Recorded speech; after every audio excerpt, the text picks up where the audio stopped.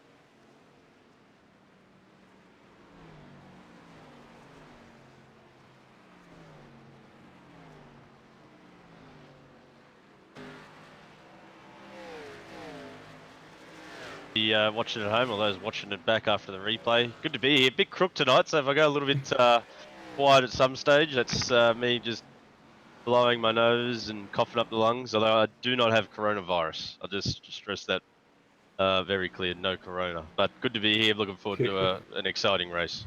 If you say that now, I'm not sure we can trust you. You know, we'll have to find out if you can actually catch it over the internet now. That's the worst part. I'll try not to pass it through the mic. That's it. So yeah, I think it's a bit of a night for everyone tonight. We're not in the best of health, anyone here tonight. So it's going to be a tricky one.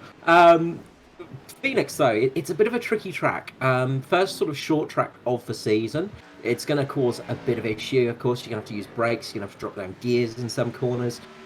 It's really going to make a bit of difference because so far we've had almost flat out circuits where there's been barely any lifting. And of course, coming to a short track now, we're going to see who's good on those short track runs. Yeah, it mixes it up. The first short tracks of the season, and we'll go through the qualifying order in a minute, but already the qualifying order looks very different to previous weeks. And I can see it's going to be a challenging track because just watching these guys practice at the moment, and there are just cars ploughing in the wall. I've seen about 6 pile-ups in the last minute and a half, so we'll see if there's some more carnage tonight, similar to last week. Yes, well, I hope not, but that's just from the standpoint of me having to edit together the highlights packages. It's a tricky track because it is low grip.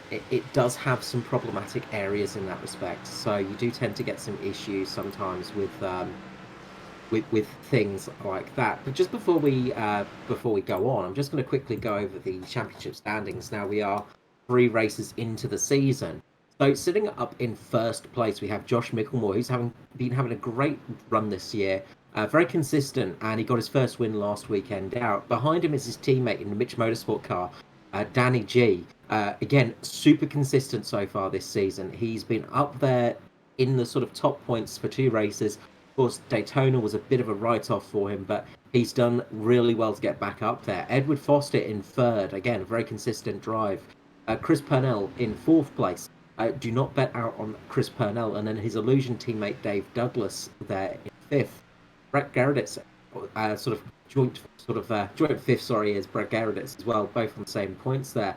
Norman Clark is in 7th. Again, good year for Norman. Good year for JP Simshed Racing as well. They've been having a great start. Foster and Clark up there in the top 10 is good. Skurlock for Illusion. Then Joshua Carroll Walden, another JP Simshed driver. And then rounding out our top 10, we have Daniel Stevens. So it's an interesting little championship forming up at the moment. We've got some drivers that are a little bit out of place. Of course, no Jason Martin up there, which is just something that we're not used to seeing, but he's had a bit of a horror start this year. And hopefully he can rise from the ashes and have a good one here at Phoenix. Yeah, he's due for a good result. I think I saw he had a win midweek in one of the other series, so hopefully his luck turns around tonight and he doesn't get taken out while being in the lead for the 4th race in a row. It would be quite something. We had a chat to his Mitch Motorsport teammates and they've assured us that he's thrown some salt over the shoulder this week and visited a few therapists and things, so he should be all good to go. He's not sitting there breaking mirrors at the moment, which is a good thing. Yeah, it should be good for him tonight. So it'd be nice to see how he goes. It'd be nice to see him actually climb up there and actually get a good finish this year because he's he needs it. He's a former champion in the series. He's very, very good, very, very quick, but it's just been a thing of pure luck this season for him, just not there. Well, the other interesting thing tonight, we'll have a look at the grid very, very shortly, is Matt Danson, the guy that basically in the top 10 of the championship, or a top 10 driver that isn't JP Simshed, Illusion, or Mitch Motorsport, is starting way back down in the grid on a track that promises to be fairly tricky to overtake. So that should create a bit of entertainment for us tonight as well. Yeah, Danson actually had a bit of a shocker in qualifying.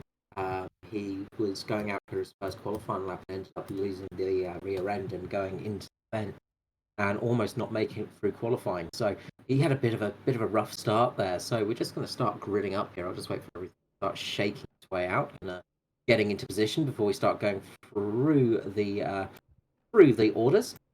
So up on first place we have Jake Maloney, extremely fast driver. Very good job for Jake Maloney. Next to him on the front row is Josh Micklemore. Josh Micklemore again just up there consistently this season. Second row we have Mick Skurlock with Neil Pearson. Again, good season for Neil Pearson, having a great drive so far, doing a really good job out there. Behind them on the third row, we have Jason Martin, as we we're talking about. So nice and high for Jason, should hopefully keep him out of trouble. Hamish Gallagher sitting on his outside. Good job for Hamish Gallagher and Pearson, of course, teammates. Then we have James Roby and Danny G on row 5. Nice sort of good position for those guys. Danny G has just been very consistent this year, running way up at the top. On the next row of the grid, we have Jason Hartigan with Chris Purnell. So, you know, good job for them. Then on row 7, we have Brett Gerditz with Ryan Jones. Ryan Jones, of course, had a bit of a shocking moment last time out, going into the pit lane a little bit too quickly and rolling the car. Let's hope that doesn't happen for him this time. Then we have Maddie Clerk with Ayrton Smith. Mirko Dortnack with Riley Curtis. Edward Foster with Stephen Williams. A little bit further down than Foster would have liked, I imagine. Dave Douglas with Devon Stove. Daniel Stevens with Mick Burst. Then Matt Danson and Bradley Allison. The two Allison rookies this season, having a good run so far.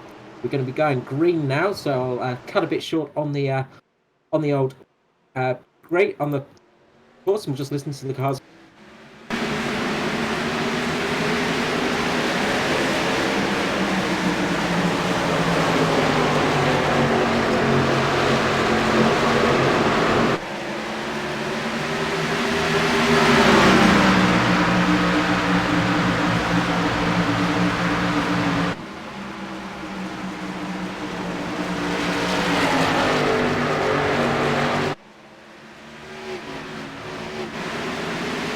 Wobbles midfield there, but everybody is away cleanly.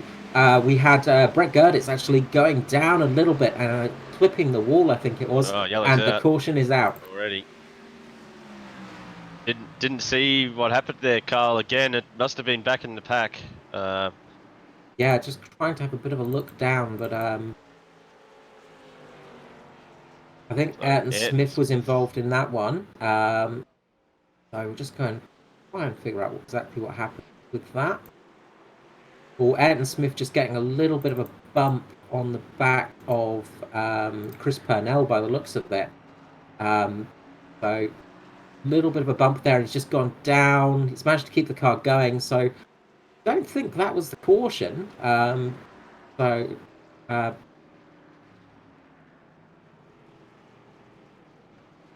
yeah, not sure exactly what caused that caution, because yeah, not finding out the exact thing there.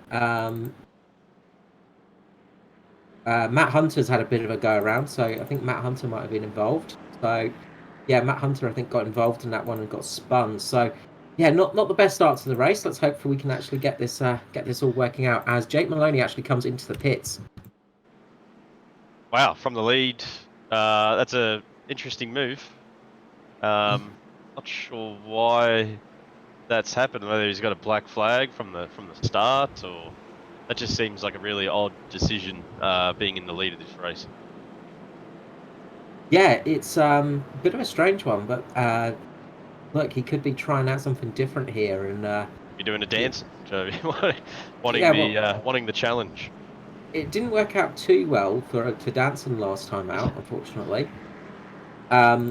No, so, a really odd yellow. I just went through the entire couple of laps. I couldn't quite see over the channel a lot of frustrated drivers. So after last week, there were a lot of accidents. There was a lot of chat midweek regarding the amount of crashing that happened last week. There's a bit of rivalry out there to play tonight, and already people over the radio, a lot of grumpy drivers out there after the first caution. So as much as they don't like it, I enjoy listening to it. I like watching the battles and knowing that there's a few people pretty G'd up out there to show everyone who's boss. So we'll see what happens there. With Maloney, really odd decision as Micklemore, the championship leader, takes the lead of the race. Yeah, just looking back through the field, Ryan DeCarthy McCarthy has got a lot of damage on the front end of his car. He's lost the whole front end of the car, so he is in some serious trouble. Um, just really trying to have a little bit of a look. We've got Gareth Anderson returning to the series, which is nice to see. Back in the series, has been busy with work-related things, so not been able to get out there for a while. We haven't seen him for many races actually since I think season one. I think was the last time I saw him out and about. But good to see him back on the track. But this is not the worst start for the Mitch Motorsport boys. They're going to be pretty happy about that because they're 1-3 at the moment. They're sort of just putting Michael Skerlock in the Illusion car a bit in the sandwich, and then you have the DPR racing of Neil Pearson up there. Sorry, I did say Neil Pearson and Hamish Gallagher were teammates. Sorry about that. They're not. Sorry, that's my brain just not working at the moment. But good start for those guys, and you got Danny G just lurking back there as well in the top 7. So sitting well for him. So we could see some interesting stuff. There's a lot of Illusion cars as well in that sort of top sort of 10, top 15. As is often the case with Illusion. They do tend to breed a little bit like amoebas, and you tend to get a lot of them. But they've got a good, strong field out there tonight. If they can get up into the lead, it could be a good job, but it could work out very well for them. Yeah, well, I mean, Mitch Motorsport, I mean, this seems to be happening week in, week out. I mean, for me, Carl, they're the most dangerous team at the moment. They always seem to be up the front. Bit of bad luck of late, but winning last week. Illusion fell victim to them on the weekend at an oval race at Rockingham, and I was in a Illusion sandwich, so I know all about battling Illusion cars. I mean, they're very clean. I mean, beautifully clean drivers. They know exactly what they're doing, but they're a force to be reckoned with, and we've got one sitting in second at the moment. So shaping up nicely at the start, and looking forward to some green racing. Back to green, and here we go. Let's hopefully get some good green laps under our belt for this one. So Micklemore leads us away, and now comes a bit behind him, and hopefully everybody will get away cleanly a little bit further back this time.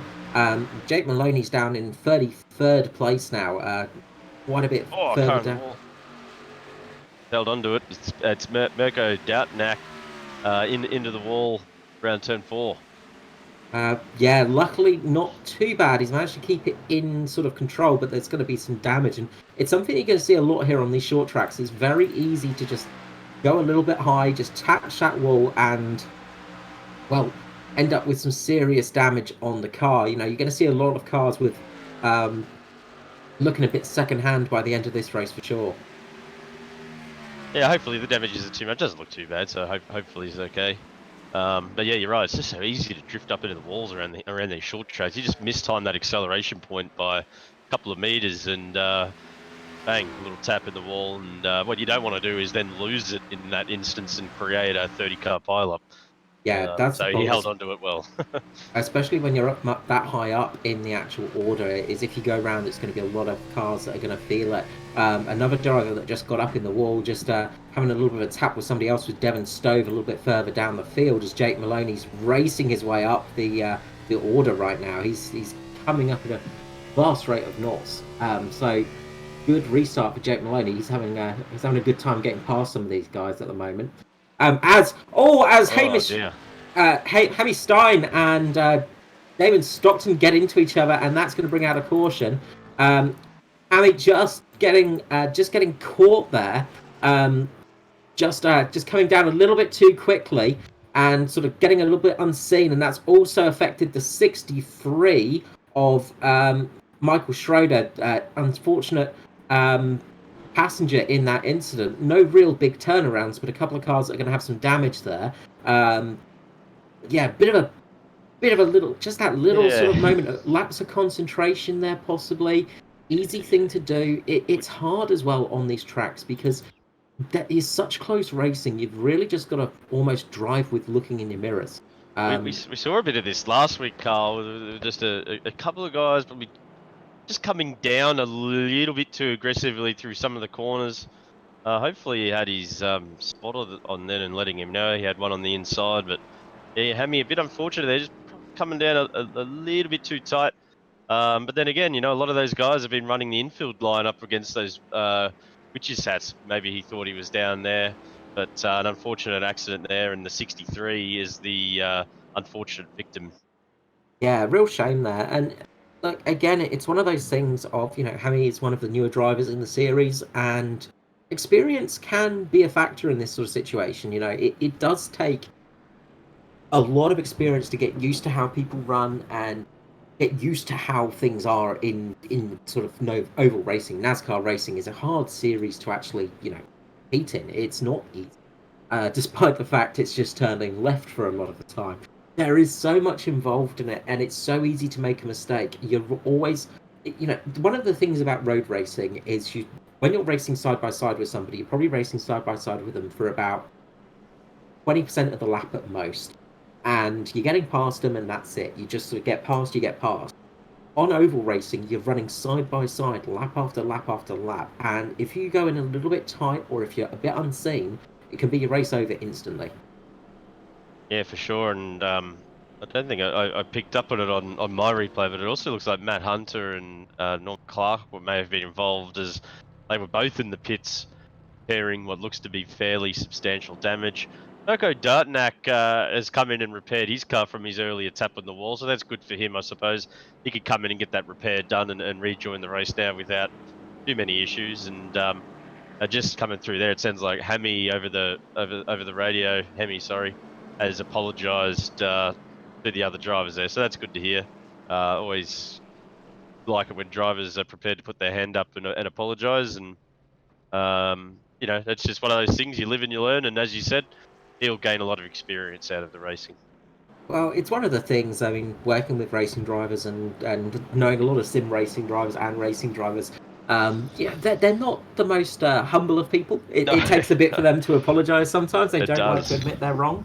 And it's, being a bit of a racer myself, I understand it. You never like to admit that you did something wrong, but sometimes you do, and it does take a lot to actually own up to that fact and say, look, sorry guys, my mistake. I was just wasn't looking properly or just missed it. So good to see that. Good to see the apology coming through, and it's a learning experience. That's what you have to look at it. Well, as we file up side by side again, not much has changed in the running order. I mean, prior to that caution, the field had basically spread out into a line of stern formation, so wasn't too much going on besides probably the back of the pack where the accident happened and Maloney coming through. But it seems early on, I mean, 150 laps, we're only on lap 14 currently, so I think the drivers in this early phase of the race are pretty happy just to sit and bide their time until the pit stops. Yeah, it's going to be probably going to be a two-stopper, depending on cautions, of course. But we'll see how this goes. And pace car comes in, and Micklemore drops the hammer nice and quickly, and away he goes. Good restart again by Micklemore. He's got away nice and cleanly there, nice and quickly. His restarts have been faultless, so I mean that's probably not surprising. He's a fantastic driver, and he gets another beautiful jump. Skurlock in third, Skurlock in second, Martin in third, looking pretty menacing there, ready to maybe grab his first win of the season. Yeah, you can't ever count out the Illusion boys, and they've been having a relatively good week so far too. Mitch Motorsport and Illusion have been having a good week out there for some of the other series like the Thunder and the Truck series. But they're very fast drivers, they're very competitive drivers, and they've been racing each other for a long time now on these ovals, which does make a bit of difference. As we're starting to see, the cars are starting to drop into that sort of single file at the moment, which is not a bad thing to do at this stage in the race. So you can't win a race from the first couple of laps, but you sure as heck can lose one. Yeah, and I'm just watching the Middle Finger Racing boys at about 17th, 18th, 19th. So they're a little pack of three, and it always makes me a little bit nervous that they run the risk of the fabled take your teammate out strategy. But they're doing well. I was just keeping an eye on. They were all racing side by side for a minute there, but have settled in as I say that. I think Brett Garrett gives Stevens, his teammate, a little tap on the rear bumper. So hopefully the three boys there don't end up getting tangled up into something they don't want to be in. But good to see them all in a group. Yeah, getting a good bit of racing there. Just watching also Ayrton Smith. He's just fell out of the order a little bit. He got hung up on the outside line, and he's just lost an awful lot of positions from that. So he got caught out a little bit, and yeah, just started to struggle a little bit, and that's just helped people like Dave Douglas, um, Matty Cluett, people like that, just start building a gap. Dave Douglas is actually building a fairly decent gap from that sort of second group of cars, and is just starting to catch up to Foster now in 12th place, who's chasing down Purnell and Danson in front of him. So those guys are racing relatively hard, but out front, Josh Micklemore has got a decent lead at the moment. He's got at least 2 to 4 car lengths at the moment over Mick Skurlock. Yeah, he's pulling away, and you know, you mentioned him just briefly, Danson, as he makes another place. He qualified 23rd. He's already up to 9th as he overtakes Ryan Jones on the inside. Looks like Jones just moved aside and let him through. Hopefully that wasn't the case. He just made a little mistake. But yeah, Danson making his way through the field very, very quickly and inside the top 10. Well, you say sort of just let him through, didn't race too hard. One of the things you can do here, one thing, Ryan has got a little bit of damage as well to the car, but he might be running a little bit to numbers, trying to just edge out a little bit of fuel, a little bit of tyre life, things like that. Whereas Danson might just be pushing a bit harder earlier in the race, just trying to get up the positions. Of course, because if we do start running green here for a nice long time, with those early sort of caution laps, that's going to mean people are going to be able to go to around about lap 60 to 70. So you might see some people possibly throwing a dice here and just seeing if they can eke it out to a bit of a longer stint than normal and try just for a single stop maybe. I don't think anyone's going to actually be able to do it from this point. But of course it does mean if you run later in the race without stopping, there is a chance that you will get a caution that will go in your favour. So could be just working on numbers at the moment, not racing too hard. Just looking sort of through the field as well. Another guy that's doing well gaining positions is Braden Boulos. He is absolutely flying at the moment in 17th position. And we've seen Boulos before. He's a very, very fast driver. Very. Oh, and we've got a caution. The 669. Sorry, the 696 of Damon Stockton has gone round. Just to see if I can actually find out exactly what happened there. Stockton's just gone around, and oh, he got into contact with the 29 there. So just it got into contact up in the wall there, and that has taken him around and taken him out of that race. And that was Jake Maloney he got into contact with, our sort of leader from pole. So he's got some serious damage on the car now. He just got sort of crushed between the wall and Stockton there. Stockton just coming up a bit high, just possibly unseen there, and just led up the track a little bit too quickly, and Maloney got caught in a sandwich between him and the wall, and that's caused a bit of damage to that front end. Well, Carl, I hope Maloney did get a black flag at the start of the race, because that move of pitting early on has put him into the mid-pack, which has then led to this accident. But yeah, Stockton there just seemed to move over and didn't seem to realise that Maloney was there up against the wall. So unfortunate for the both of them, and unfortunate for Maloney, who, from the pace he had, looked like one of the favourites this evening. Yeah, it was looking good for him. Just coming into the pit stops now, just looking through. Oh wow, pit lane's up busy. Yeah, the pit lane is very busy at the moment. So everybody's coming out, and at the moment it was a very good stop from Jason Martin. He actually got a couple of positions in that pit area. So we'll see what happens when everything shakes out on the screens, of course, because it does take a little bit of time to update sometimes with these little things. Just getting everything up there. But Jason Hartigan looks like he's made some decent moves, decent positions up on that one. Danny G as well. A beautiful stop. Might have to have a look at some of these guys, Carl. I'm not quite sure how they've made so many positions, whether they've gone 2 tyres or the 4, but some of their stops have been absolutely lightning. Yeah, some very quick stops there. Just having a little look at my numbers as I. They've all taken 4 tyres. I'm just having a look. Most what I can see have taken the 4, so it's just good stops, stopping on the right marks and getting a good launch, and yeah, well done to those that have made ground. Beautiful work. I mean, yeah, some real good work out there. guy that didn't stop, we had two non-stoppers, and that's Stockton and Mirko Dortnak. Dortnak has actually not. He came in. Yeah. He came in a bit before, so he has had a pit stop already. That's right. He stopped 15 laps ago. Well, that's worked out well for him.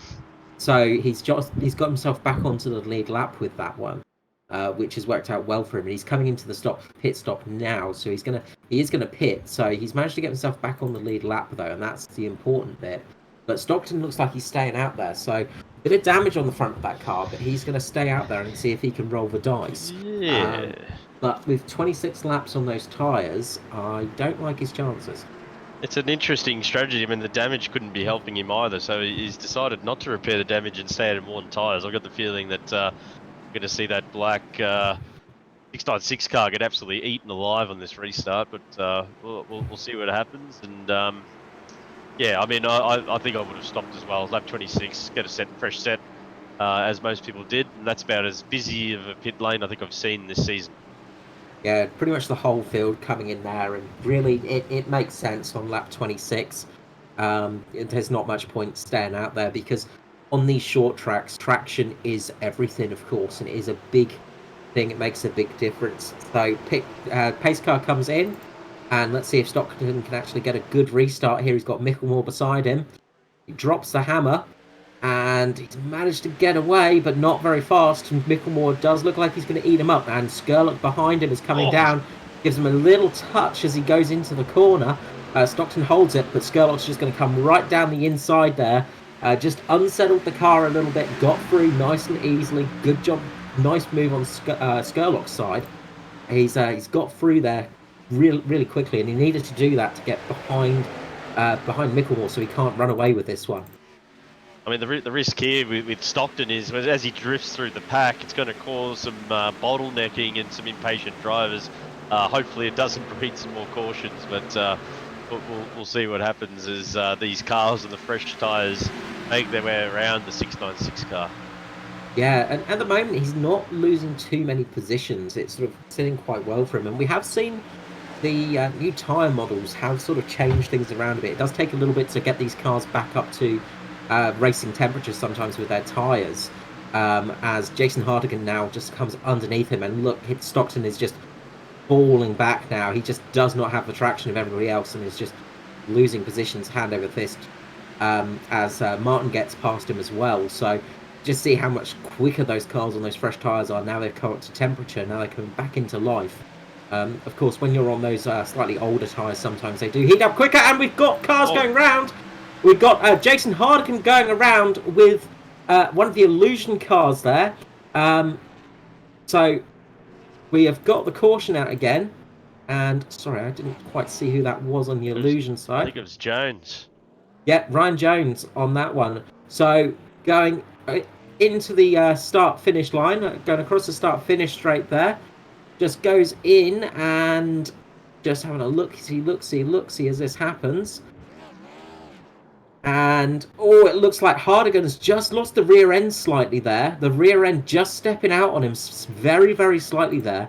It wasn't much, but it was enough to make it so he couldn't get out of the corner properly. Rear end steps away, and he just goes into Jones there. Unfortunate racing accident, that one. Yeah, it was, and actually Jones had a similar problem mid-corner as well. He's lost the rear. As he's lost the rear, he's caught it back again by sort of aiming it back towards the wall just as Hardigan's losing his rear tyres, and they've met at the same point of the racetrack. And yeah, it's an unfortunate one. Just a couple of drivers, as you said, the new tyre model, it does take, and I know from driving 3.5 hours around Rockingham last Saturday that with these new tyres, it takes a couple of laps until you get the proper feel in the rear tyres, and both of them thinking that they had the grip didn't quite have it, and unfortunately they've met there and have received some pretty major damage. Yeah, big shame for them. Hardigan was having a great race there. He was really coming up well. So yeah, very, very unfortunate for him. And Stockton does come in, of course, on this one as well. So it sort of was a bit of a bold effort to try and stay out there, but did not work out for him. Sorry, excuse me, did not work out for him there. Just having a look down the order. because I did notice that we have a car that is very out of position. When I actually find it. And that's Matt Danson, who's come into the pits again. He is way down in the ends of the actual yeah, order. That's the word I'm looking for. So yeah, there we go. Brain actually don't kicked in. mind us at home, folks. We are. I've got coronavirus, and I'm not sure what Carl's got, but we'll get there eventually. But yeah, I mean, Danson, another big favourite, making his way through, and we're gonna have to try and watch some replays to what's happened there, or whether he's coming to the pits again. I'm just trying to find his name on the list. He's just so far down. Yeah, he's down there in the sort of 20 positions area, late. I think about 27th, 28th at the There he moment. is. I'll go back and see what happened. So he's dropped down quite a lot. So he's pitted again. That's going to affect him. So yeah, he dropped down actually before the restart. I noticed he was actually dropping positions. I don't know if he got if it was a penalty or something, because he just seemed to drop to the back of the grid on that before the last restart. I sort of noticed that out the corner of my eye, but didn't pay too much attention to it. But he has dropped right back, and now he's come into the pits again for some fresh tyres. So he might be trying something a bit different here. So could be one to watch out for in the actual race. So we'll have to see how this goes. Yeah, a fascinating strategy, because I think he just pitted not too long ago. If he's coming to go, oh no, he's still out there in 25th, so putting around. So yeah, he's got fresh tyres, putting around in 25th. Yeah, he's going to be one to watch, and he's got a different livery on this week, which is cool. The rainbow livery. I don't know if that's one that he's always had, because I've always had a grey car. So good to see he's got some colours on my screen for him this week. Yeah, as we go to his normal livery, is it? Yeah, back to his classic livery. Okay. He was actually running the grey livery because a friend of his passed away, I think, right. or Okay. a father's friend passed away, so he's running There that you in honour of him. So Right. yeah, running that grey livery with the honour of the friend's father on that one. That's nice. Nice and respectful. And Yeah. he's gone back to the classic dance and paint scheme. So we've got a rainbow car back on track.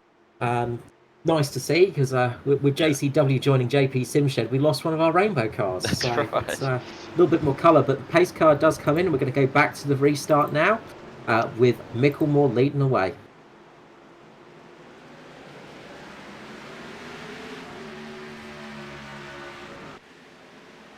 And drops the hammer there and gets a good start. He actually does a very aggressive move up the track there, just to sort of position himself.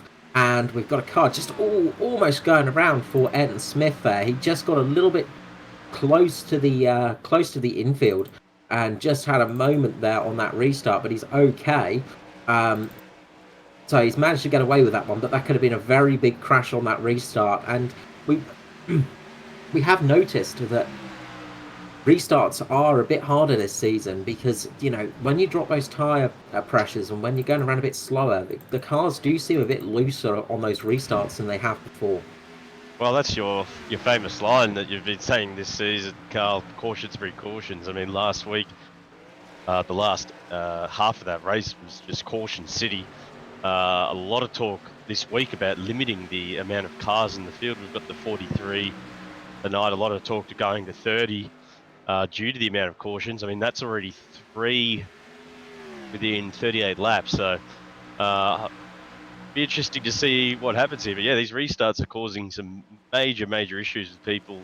A lot of people drifting up into the wall, losing the rear end. Hopefully, these guys could just settle into a rhythm after this. And we've got a car going into the wall. Mick Boyce has a big incident there, going across the start-finish line. Just going to quickly jump back and see exactly what happened there. He lost the rear end going through that final turn into the wall, but I think we've managed to retain green with that one. But a big amount of damage to him. Still green, fortunately, so he's gone to the infield, and the caution hasn't come out, which is good. I mean, we were literally just talking about drivers getting into a rhythm after those first few laps to get heat and the right temperature into those tyres, and Mick, unfortunately, there is fallen victim to Jones and Hardigan. There's a similar sort of thing, losing that rear end out of turn 4.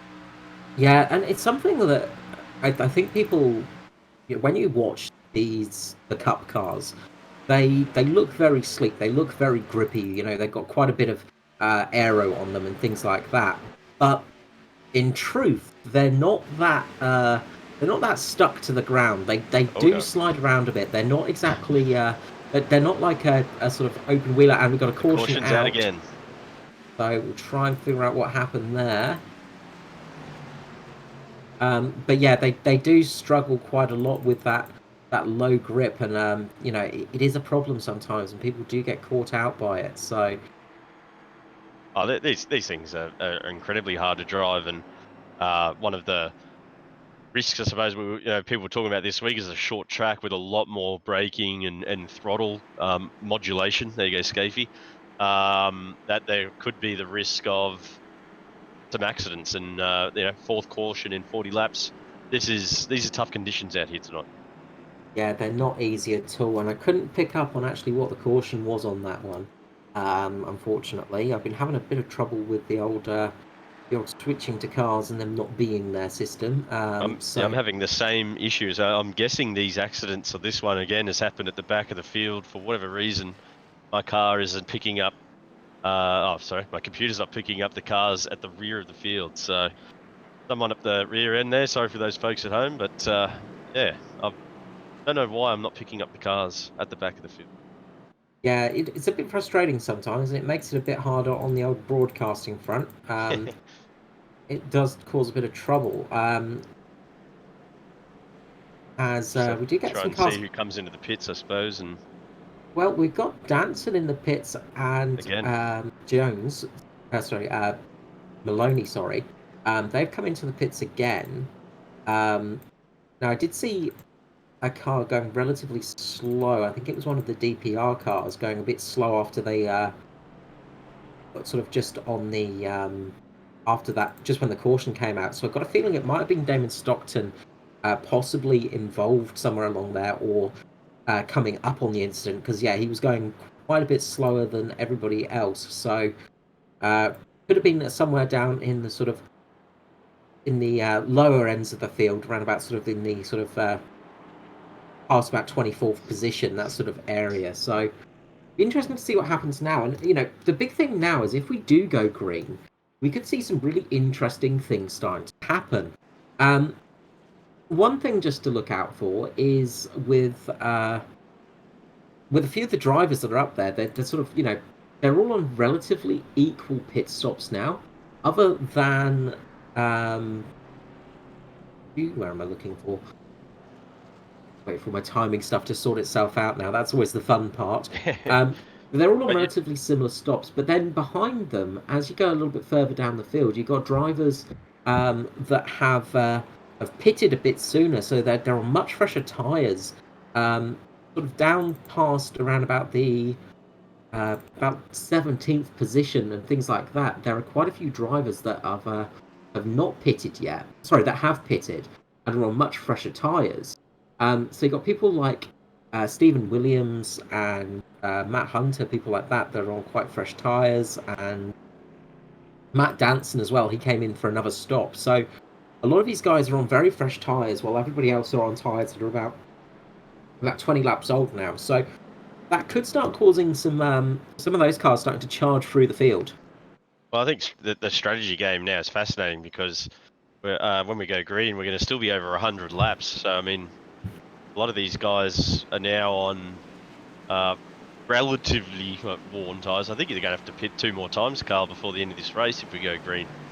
I don't, unless they're really willing to eke out worn tyres in this middle stint. Yeah, strategy and tyre usage and when you come in is going to be massive now due to these cautions. Yeah, theoretically, from the numbers I've got, you could possibly make it on one stop if we do run green, but it's going to be a very controlled sort of race for these guys, where they're going to have to really sort of work to fuel numbers and tyre figures and stuff like that, and not push too hard. But the problem with that, of course, is you've got people that are going to be chasing you that can push harder, and pace car comes in. We're going to go back to green flag racing, and Micklemore again gets a really nice restart.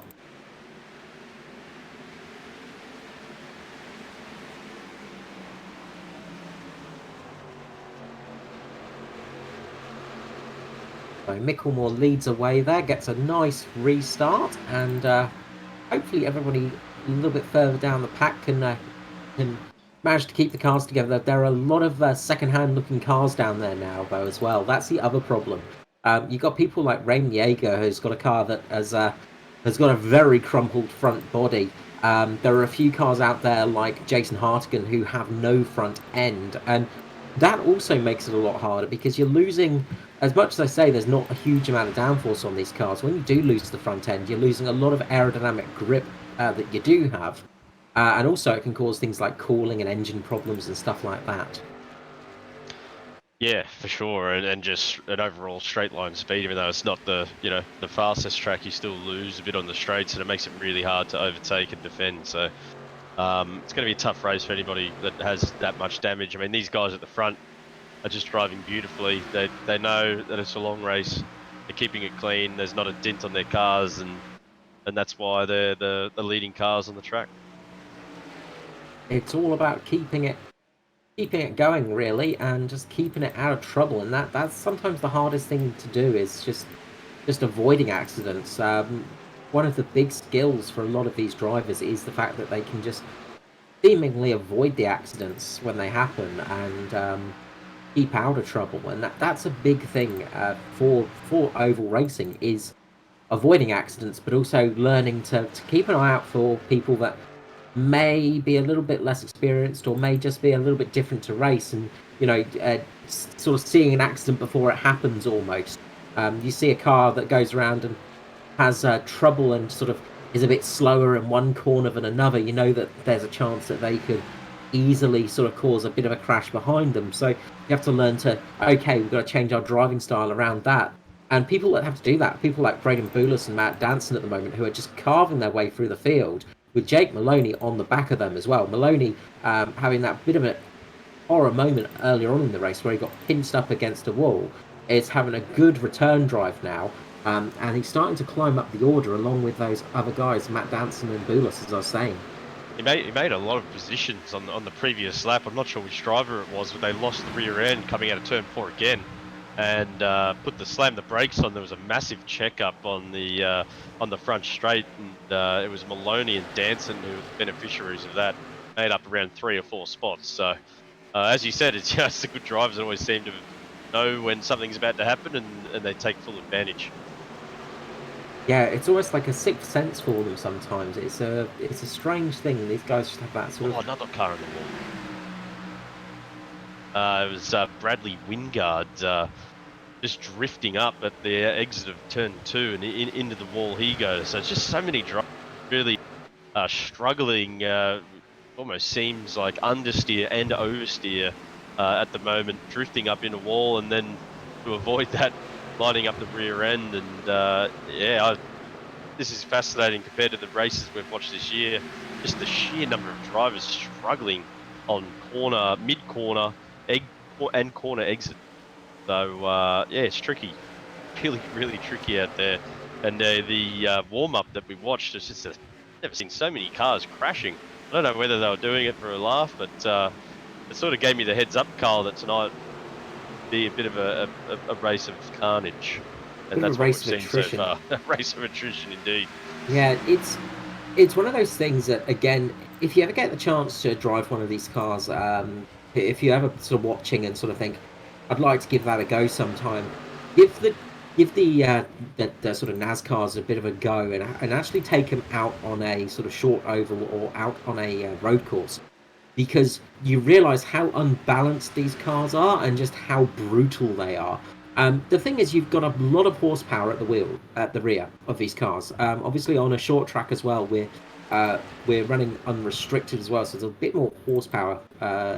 That's correct, isn't it? Is my brain working right? Yes. Yeah, there we go. So you've got more power, which means you've got more wheel spin at the back. So when you're going through a corner like the corners here at ISM Raceway here at Phoenix, if you lose the back end, if you put your foot on the accelerator, it's just going to pendulum you around so quickly.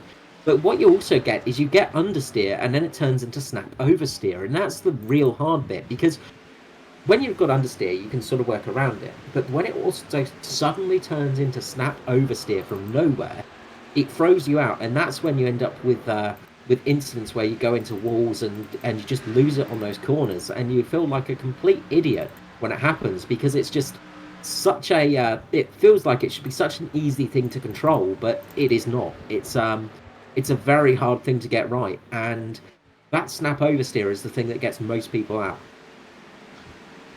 Yeah, and another example of it at the back, Ed and Smith. I've just watched up the back car of some battles, really losing that rear end again on the exit of turn 4, and another massive check up on the main straight, but he's held onto it, lost a few positions, but a good save there.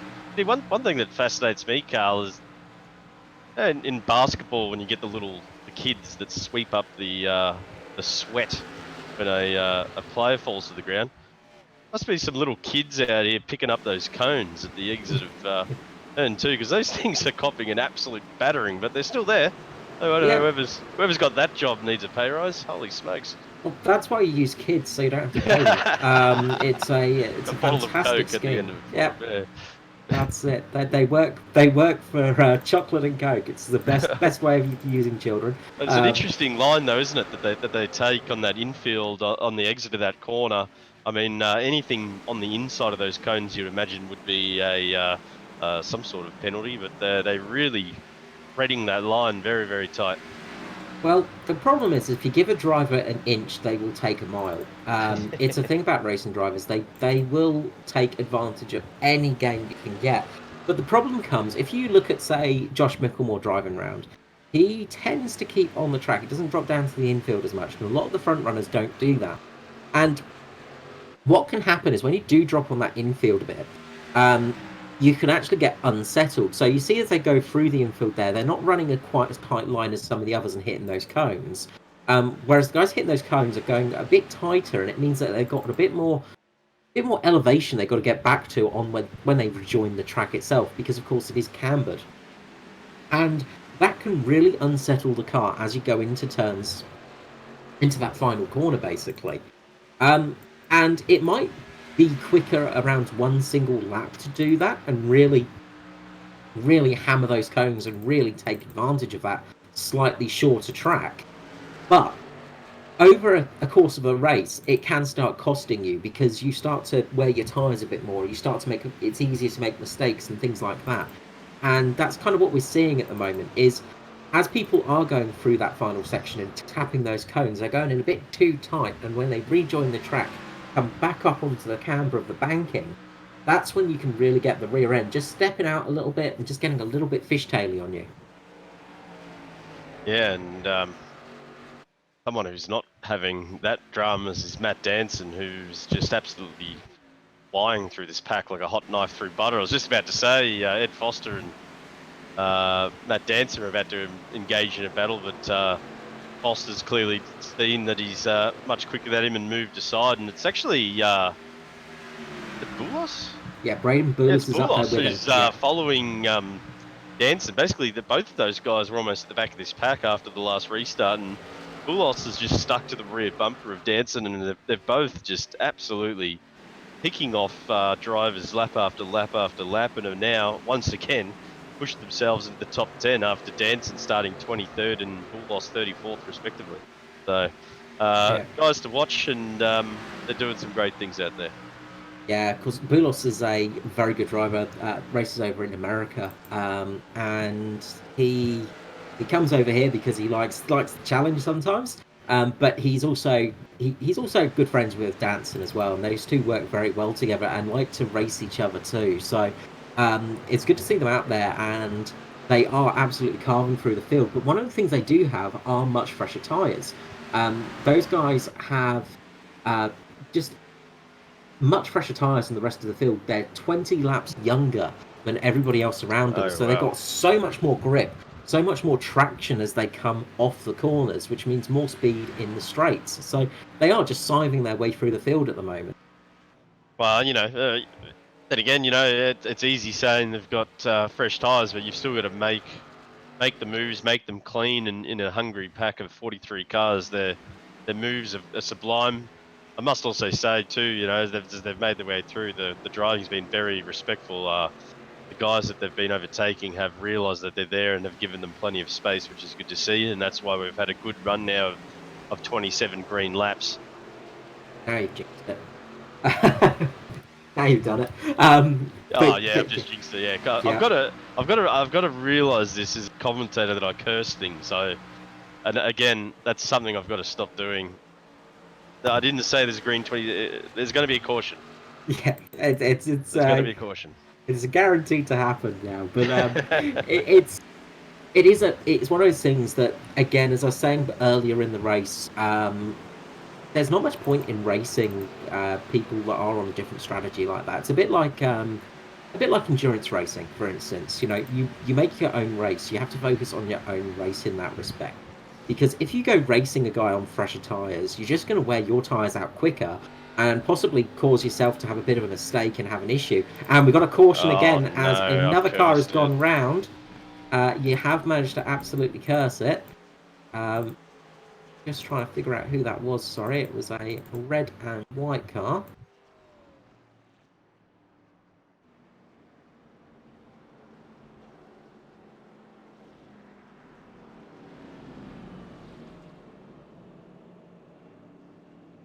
Trying desperately to find out who that was now. Yeah, and again, I apologise for the viewers at home, but again, for me, as I scroll through, I just do not see any accidents. So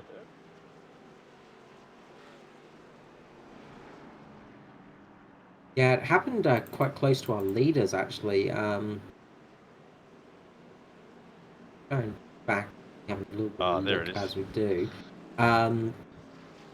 So yeah, it's just finding that. It was Ryan Ducati McCarthy.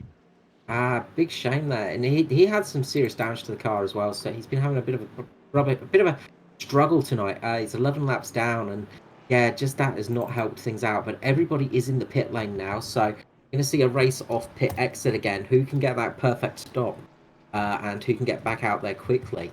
Oh no, Ryan's blown his engine. So he's come out of turn 4, Carl, and his engine is exploded, and he's parked it on the inside wall of the main straight. So no other drivers involved. Just I think the damage might have overheated the engine a bit too much. His front end's all crushed in, and the engine's given way. Real shame there, and it's easy enough to happen in a situation.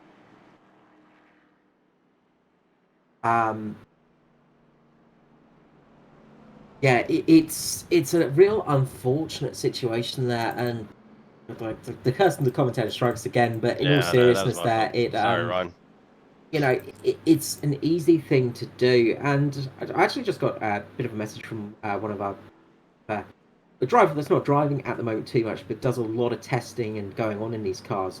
Roger Clark, just saying that a lot of the cars are quite iffy as well because the stock setups, it's quite a hard setup, and it does cause a bit of problem. And they have a very small footprint on their tires, so they tend to have a very small positioning of the tires because of the way the camber's set and toe. Yeah. And so, you know, you're not getting much contact patch on the road, and that can cause some serious problems. And this is sometimes the problem in stock setup racing, of course. You can't tinker with the car, you can't get it perfect, you can't get it how you like, and that can cause some real problems for some drivers because when you can change the setup of the car, it really does make a big difference. And also, of course, the other big thing on this track are marbles, and that's something we haven't talked about really, but you do get a lot of marbles offline, and especially on these short tracks where you have got braking points, you have got you've got points where you have to lift, turn, and you do get a lot of marbles building up on the inside and the outside of the track, and that can really affect you when you do get out there. When you do just run a little bit wide, all of a sudden you're running on marbles, and it's like you're ice skating basically. It's a bit like aquaplaning on a dry surface. It's a very strange sensation. Yeah, we haven't spoken about that at all, and it explains a lot of drivers that have gone offline and just drifted up into the wall. As we go back to the front of the race, Carl, we've got an Illusion Motorsport, and then those three menacing Mitch Motorsport boys in second, third, and fourth really start to present well. Dancing, and then in another Illusion car, Chris Purnell sitting in there as we go green. And Skurlock just drops the hammer straight away. He doesn't even wait to put the foot down, and he gets a nice little launch there. And Skurlock just not really been talking much about him, but he's been running very well at the front. And he's managed to sort of work himself up into first place now. So good job for Michael Skurlock there. Yeah, and again, I think he won midweek as well. So I think we had Martin and Skurlock win midweek in other series. So they've both got form leading into this race. And Skurlock's definitely someone we haven't spoken about much tonight as well, but is a huge contender this evening. Yeah, somebody you really can't count out, and he is very, very good.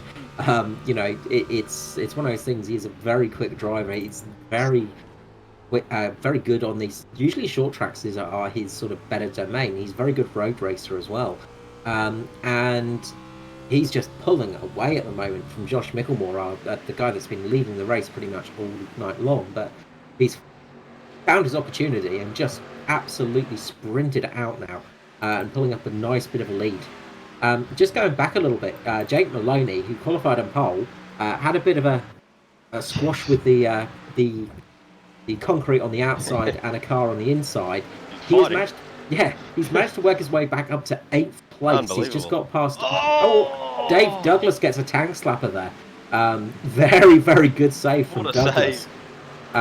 Just again going around the corner, and it just that car just gets loose at the rear as he's just coming back onto the straight, and he just saves it. So really good job for Douglas there. He's going to be pretty happy about that one. Well, that second lap, it's happened so often, the second lap after the caution, where the drivers, I think, are starting to feel the grip come back, and the grip's not there as much as what they think. He's not the first person to do that tonight on the second lap of the restart. Would just light up those rears exiting the fourth corner.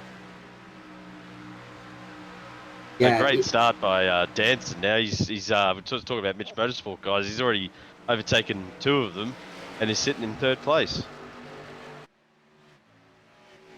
Actually, just someone out of those pit stops, Carl, Braden Boulos, in 25th. So, and he was someone who was right on Matt Danson's tail. Matt Danson now in 3rd. Boulos has had some sort of issue in those pit stops and is way back in the pack. Yeah, he's not had the best stop there, and that's really affected him. Not what you want to happen.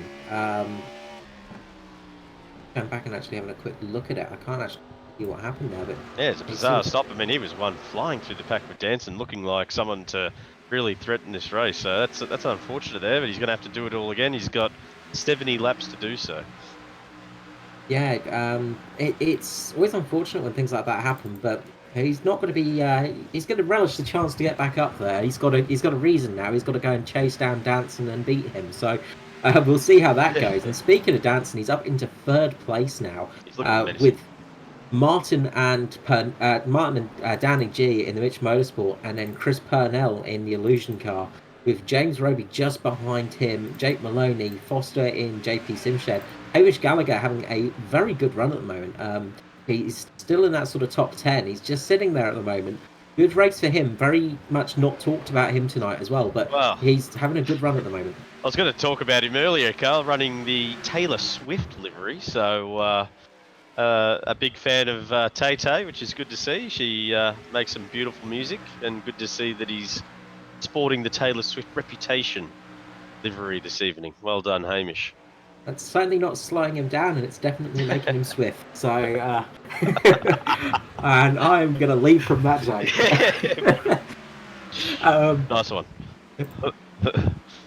So yeah, the field's sort of spreading out a little bit. Everybody's sort of running single file at the moment, and just getting in those positions. But you can just watch, like, as you go down the field, sometimes you just see those cars coming into the corner, and there's a few drivers that like to brake a little bit earlier and absolutely get loose. And But people's braking points are a bit different as well around here. And there's almost checkups as you go through these corners sometimes, Yeah. because one person will like to go through a bit quicker as we've got a car just losing it a little bit. Sorry, I'm just skipping down there. I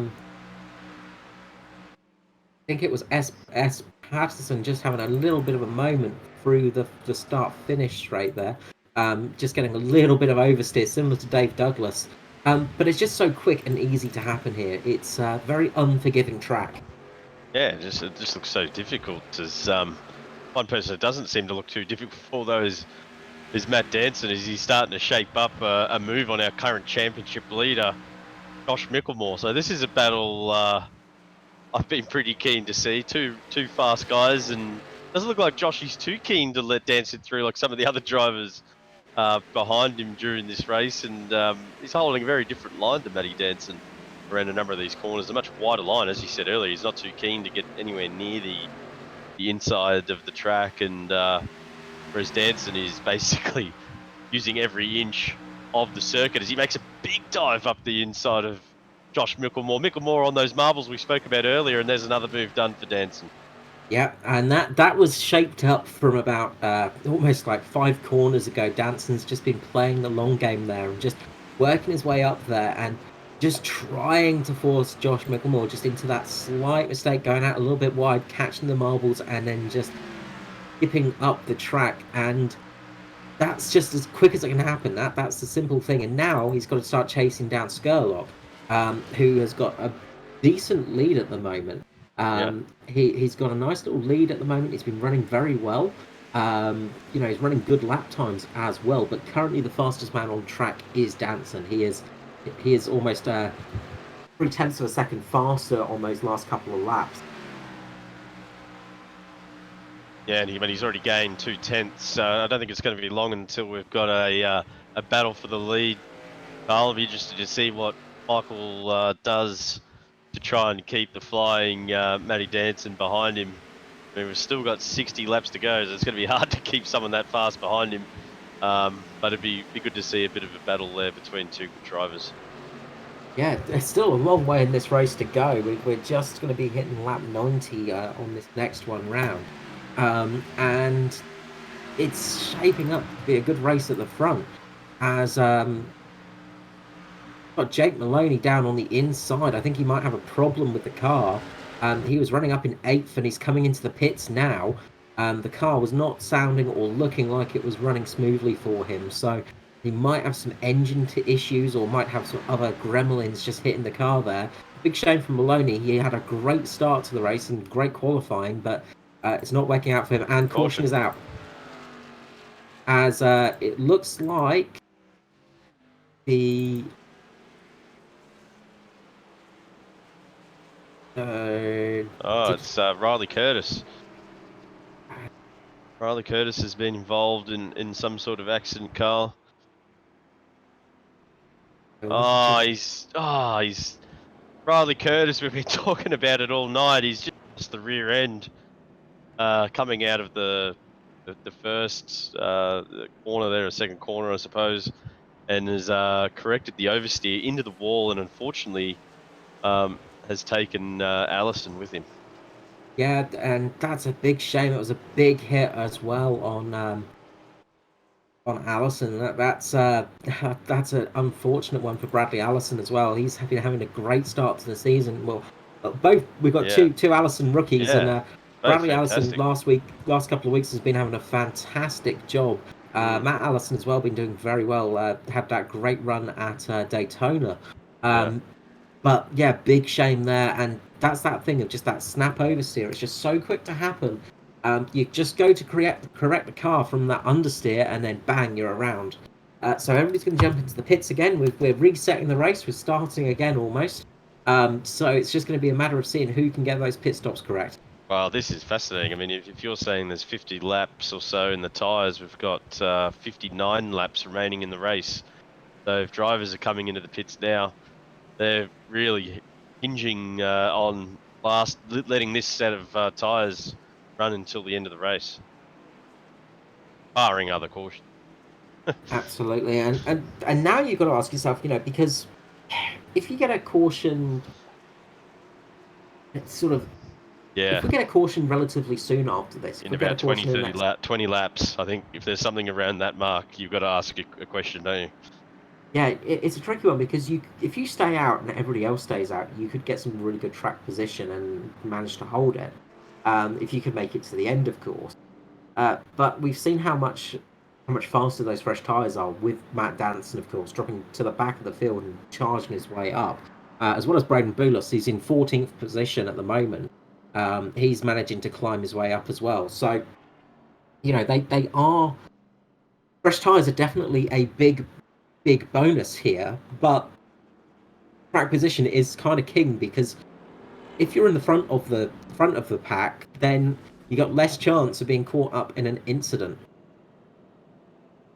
Yeah, exactly. I think the race now really starts coming alive in the strategy. We saw a couple of races ago, Danson come into the pits and grab fresh tyres where everyone else stayed out and end up charging through the field and taking the win. So I think on these new tyres, that type of strategy where if everybody's keen to stay out and not pit to get to the end on a green run, and you decide to take tyres, you have the potential of winning the race. That seems to be how much difference you've got with this current gen tyre. And just showing that the curse of the commentator is all knowing and all positive and will happen, guaranteed. Bradley Allison, he was leading the pack after all those starts because he did stay out.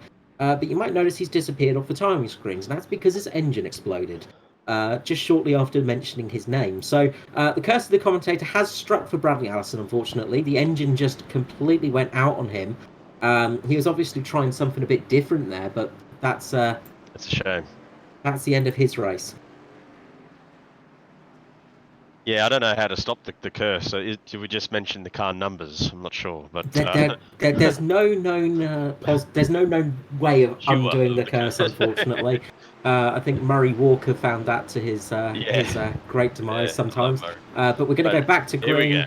Skurlock gets a fantastic restart there, like to grease whip it. Off that start, and also that's given Micklemore a good run as well, and he's getting up underneath Danson at the moment. Wow, Josh Micklemore, here's be a huge move if you can get Matty Danson. Oh, and we've got a car. We've got a car going round in the midfield. Well, there's our cautions breeding cautions, Carl. You always say it, and you've been proved right again. Yeah, I wish it wasn't as prolific as it is, but yeah, just a little bit further back, we had Hammy Stein there getting caught up, and he just got caught by one of the Middle Finger Racing guys, Brett Gerditz. Gerditz making a move between two cars, between the 197, and just caught Hammy in the back and spun him around, and that's caused a couple of little accidents behind him. So, yeah, a bit of a passenger for that one for Hammy. He was just caught in the rear and nothing he could do there. So back under caution. Now the big question is now, does anyone actually roll the dice and risk a stop here? Because stopping now, we're on lap 97.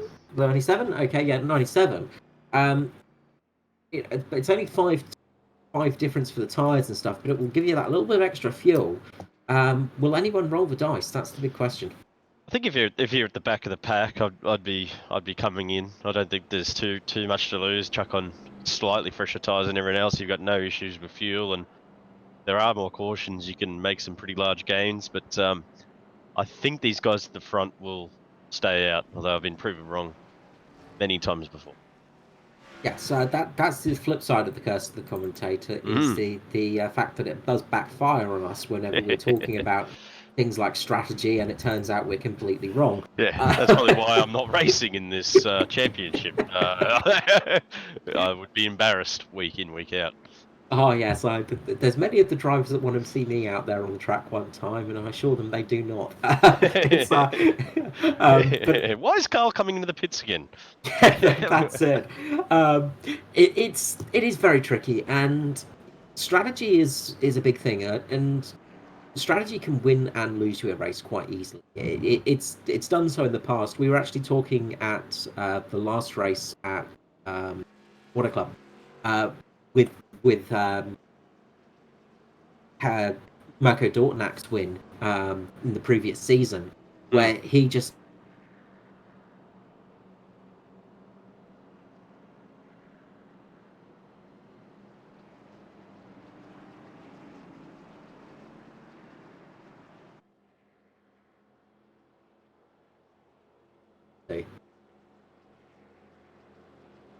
Yeah, not much change up the front still. I mean, the only real change over the course of this race in that top sort of 5 or 6 cars is just the emergence of Matt Danson. But really impressed by the racing of the guys in those top 6, 7, 8 positions, keeping their cars clean, and they're setting themselves up for a really cracking finish in this race with only 50 laps remaining. So we're entering now the final third of the race. Now, last week we spoke about this, where drivers can start getting a little bit hungry to make moves, and we ended up having a huge series of cautions last week. So as much as I like the carnage, the drivers probably don't, but those of you watching, I think you're going to watch what will be a pretty entertaining 50 laps.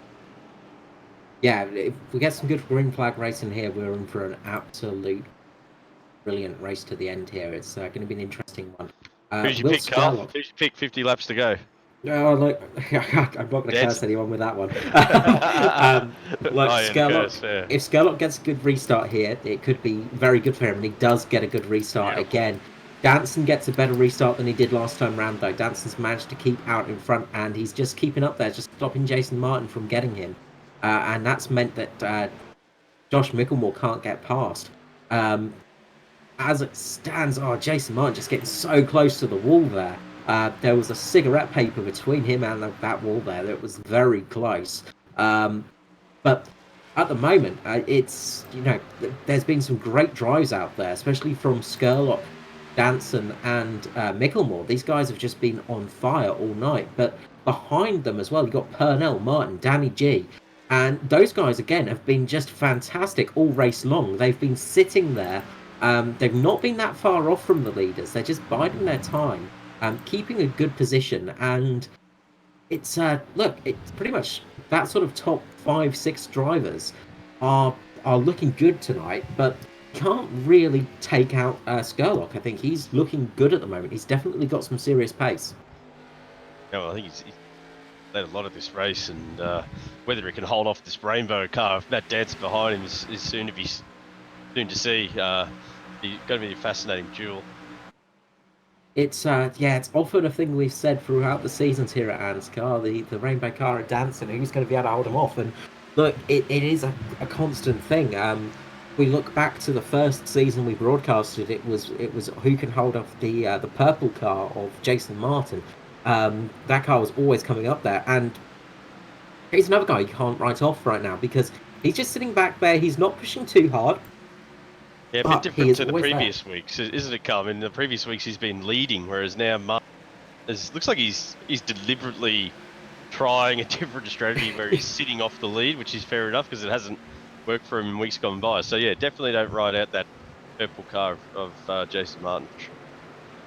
Yeah, and look, Mitch Motorsport have been so strong this season as well. Like you look at them, they've had top 10 finishes so much time, and their drivers are leading the championship at this stage. And I mean, we're only 3 races in, of course. That's not, it's not the biggest thing in the world, 3 races, but it does show their consistency, and they've just got that speed, they've got that ability. And we did say last year when they actually first started out, they were a bit of a super team. We were quite worried about them just absolutely dominating last season. It didn't quite pan out for them. But this season, they're much stronger, and they're really having some good races. So it's going to get harder and harder for these guys as those guys get more and more in tune, and they're starting to really show their hand now. But Illusion also, they're very hungry at the moment for the Cup.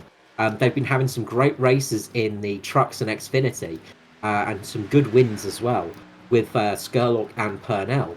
But the Cup has not really paid off for them in the last couple of seasons. They've They've not been having the best of time up in the Cup. But I think this year they're determined to try and get something.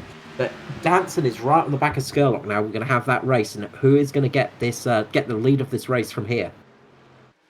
Yeah, I just can't wait, and it's so good to see Nicky Skurlock have the pace to keep Danson behind him here. As Danson has a bit of a lunge, but pulls out of it at the last second. So yeah, this is great, and it's good to see Skurlock have the pace to really battle it out here with Matty Danson.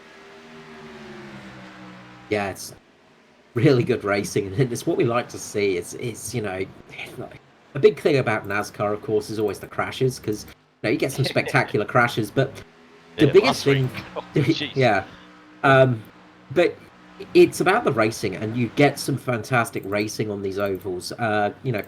I sort of cut my teeth in open wheelers more so than touring cars, and that's where my knowledge from ovals comes from predominantly.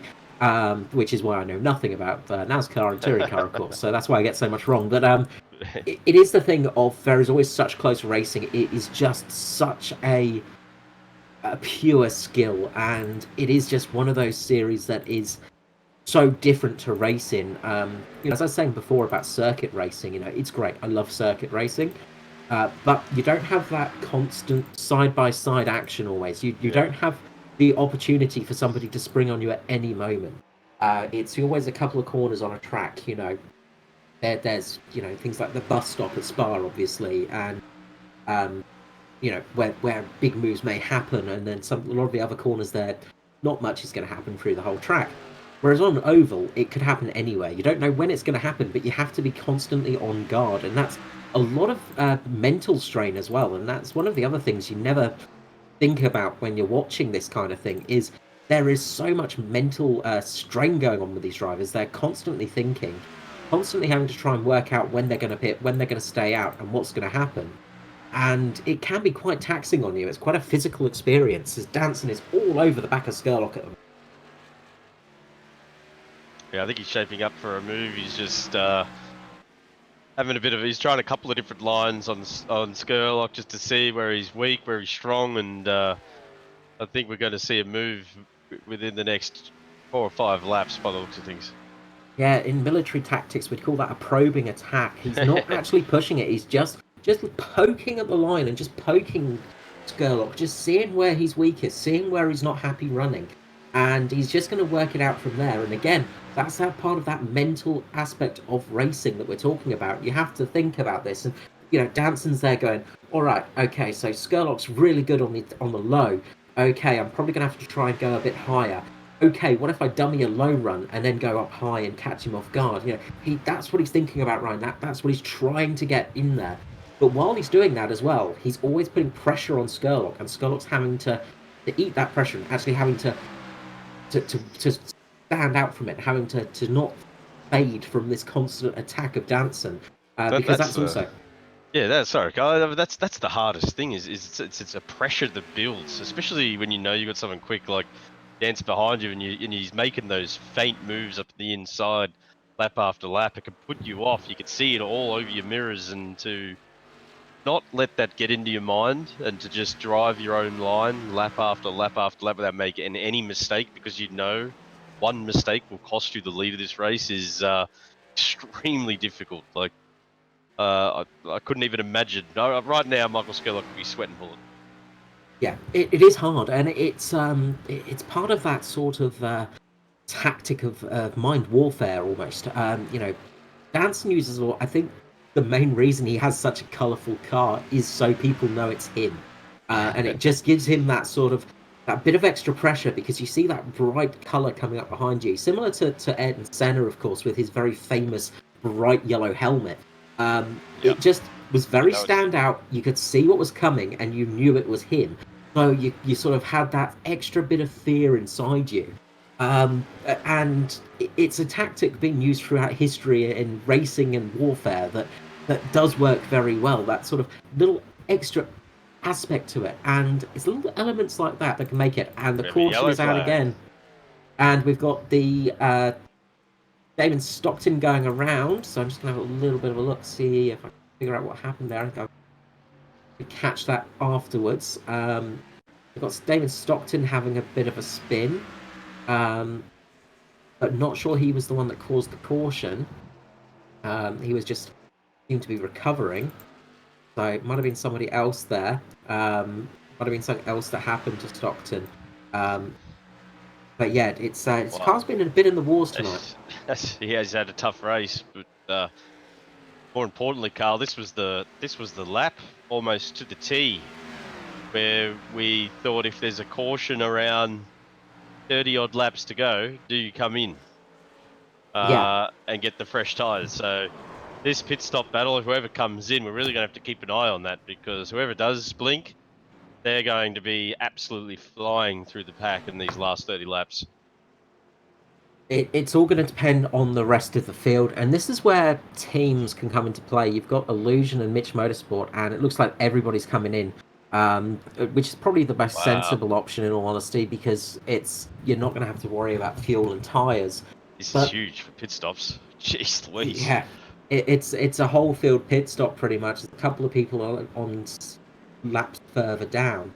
The first of which is unfortunately Norman Clark, who has got a car that is it's showing us the geometry of the front wheels very, very well, but that's not what you want in a car generally. If you can see all the suspension, that's probably not a good thing on a touring car. But he's currently the first of the cars that are lapped down, and that's 3 laps down. There's nobody else closer at the moment. Danson gets a very good stop and almost manages to get past Skurlock, but Skurlock does keep in the lead still. Very good stop for Danson there. He had a very quick time on that one. Probably a little bit of an advantage to qualifying, I suppose. The higher you qualify for the field, your grid box is going to be right near the line as you exit. So Skurlock, who probably on a normal stop may have been overtaken there, was able to just quickly power himself over the line and make sure that he held position.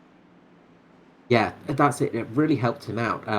Skurlock and Danson actually had very similar stop times, but the person that had one of the slower stops was actually Josh Micklemore. Josh Micklemore had a really slow stop there, but he still managed to keep himself up there, and that's because of that positioning on the track. He was about half a second, half a tenth. Sorry, not half a second. Where am I? Where's my figures? About half a second slower than everybody else in that stop. So a pretty sluggish stop there, but being so far up really helped him out. Yeah. Kai Sloggett is the guy to watch out for from those stops, though. Wow. His pit stop was a 38.7 in the lane, and that is quite a bit faster than everybody else out there. So I don't know if he maybe took a couple of less tyres in that stop or something, because he had a very fast pit stop there. So that's really helped him out. Yeah, no, another driver we haven't spoken too much about, but he's up from 29th on the grid now, up to 5th. Remarkable drive from Kai Sloggett. Yeah, Kai is a guy that, he's had some very good races. He's one to watch out for. He's not, maybe consistency is not being the best in sort of the top 10 finishes, but when he's on his day, he is very fast and one to watch out for. The Middle Finger Racing team, they tend to have that with their drivers. Matthew Cluett, for instance, as well. They have this sort of very... They have some tracks where they're absolutely phenomenal on, but then consistency isn't always there. Cluett had a very consistent year last year, and that got him in the chase. And Kai is just going to work on that, and they're definitely a team to look out for in the future. They've got some very good drivers in their wing, and they're ones that are going to, again, move up the field. One of the older teams in the actual ANZCAR series as well. Just watching his stop, I wasn't able to see if he got the full 4 tyres on, because Murphy's Law glitched out just as his second set of tyres was meant to go on. But we're going green. And we're going green, we're green away, and Skurlock gets another good stop. It's not another good stop, good start there even, the opposite of a stop. Gets a very good start there. Another guy that gets a good start is Chris Purnell. He got an absolute flyer there, and he's managed to get past Danny G. So he's working his way up there as well, and that will be welcome for Skurlock, having his teammate up, getting a little bit closer. If Skurlock can actually get to the back of Danson and start putting pressure on him, that's going to make Skurlock's life a lot easier. A fantastic stop there. Jeez, the back of the pack, there are some drivers making some desperate moves up the inside. I can't believe Martin didn't get into Gallagher there for a massive crash. But as we pointed out earlier, now this is the time to make a move. You've only got 27 laps to go. So if you're going to have a crack at a podium in this race, you've got to make a move now. That's it. And Neil Pearson has got all locked up, but somehow has managed to keep that one on. Wow. Oh, what a save and what a drive from everybody behind him. That was an absolute mega moment of avoidance there. Wow. And the caution has come out. Caution. After that amazing avoidance there. Riley Curtis is back in them.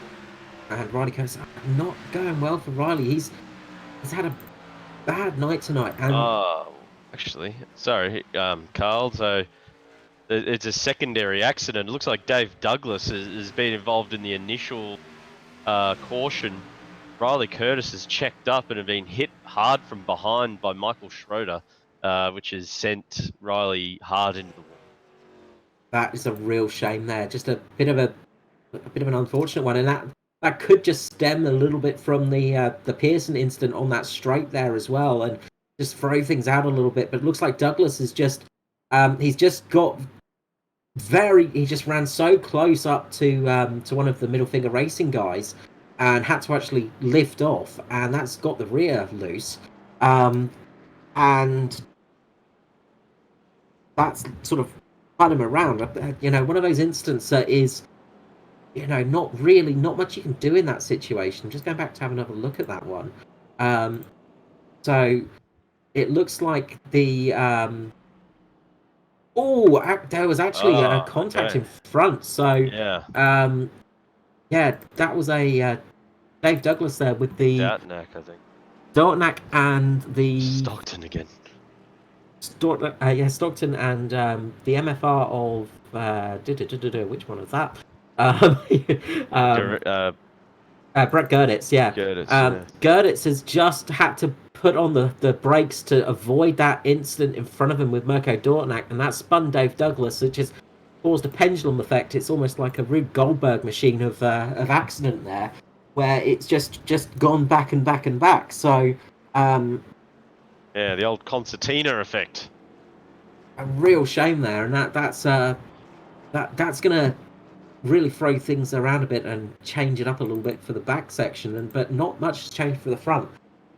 It does mean though that this time round, we're going to be getting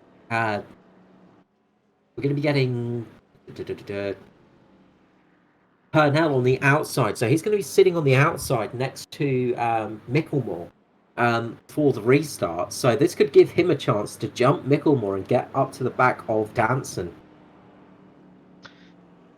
Yeah. This restart's huge. I mean, we're noticing now that these top guys, it's quite hard to overtake if they've got decent pace. So,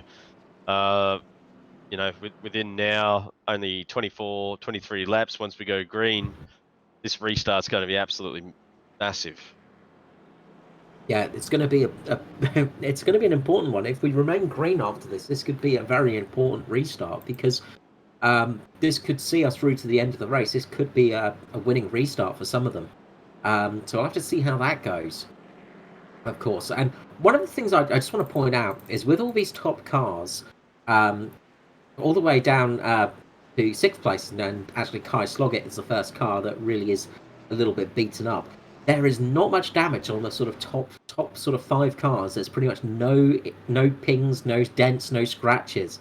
And then as you start to go back a little bit, you've got James Roby, who's got a pretty straight car, a little bit of damage. Jason Martin's car looks absolutely pristine. Hamish Gallagher as well has actually had a great run, no damage on there as well. And Braden Boulos is just sitting back there with Foster behind him, also a very clean-looking car at the moment. A nice clean livery on that JP Simshed car. It's JP Sim's big car. It's looking good, but a lot of those top 10 cars are very straight. They've not been involved in those incidents. They've not had those little moments. as the pace car peels in, and we're going to go back to green, and Great Skurlock again start, does not Skurlock. wait for it. He just drops it straight away. Gets a brilliant restart, and this is going to help Micklemore possibly get up underneath Danson. He tries it, but Danson's had to cut down, and cut down in front of Micklemore to block him off. And will that just slow him down a little bit? Doesn't look like it. He's still got some pace in there. Beautiful start. The textbook, all the guys tonight in the lead have dropped the gas almost immediately after the safety cars entered the pit lane, and it's a lovely start by Skurlock. Can he hold on for 20 laps? Will he do it? That's the big question from now. But there are so many contenders behind him.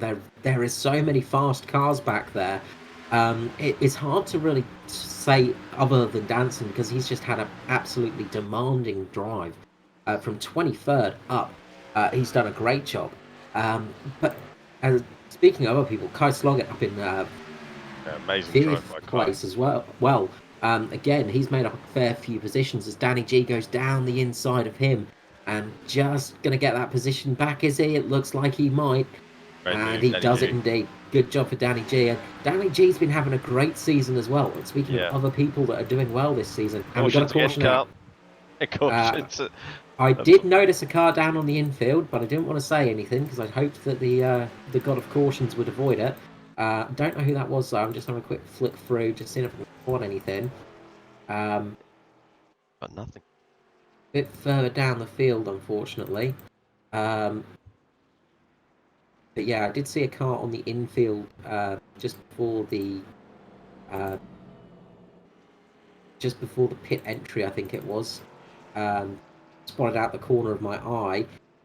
So I'm not sure exactly who that was, but yeah, caution is out again. So Skurlock's going to have to get back to that restarting. He does. He has to have another great restart. I mean, you know, if I'm in Mick's position, I'm sort of happy. I mean, the laps are ticking by, and you know, by the time we go green, we're looking at only 16 laps to go. So if he can manage to get another good restart, he's got 16 laps to hold off the fast charging Matt Danson. Fortunately, with the accidents at the back tonight, it just seems like maybe a few of the guys down at the back of the pack are really finding tonight's race quite tricky. I'm not picking up a lot of those ones up the back. I don't know why. My 1080 Ti should load in every single car, but unfortunately that I wasn't able to see what happened there.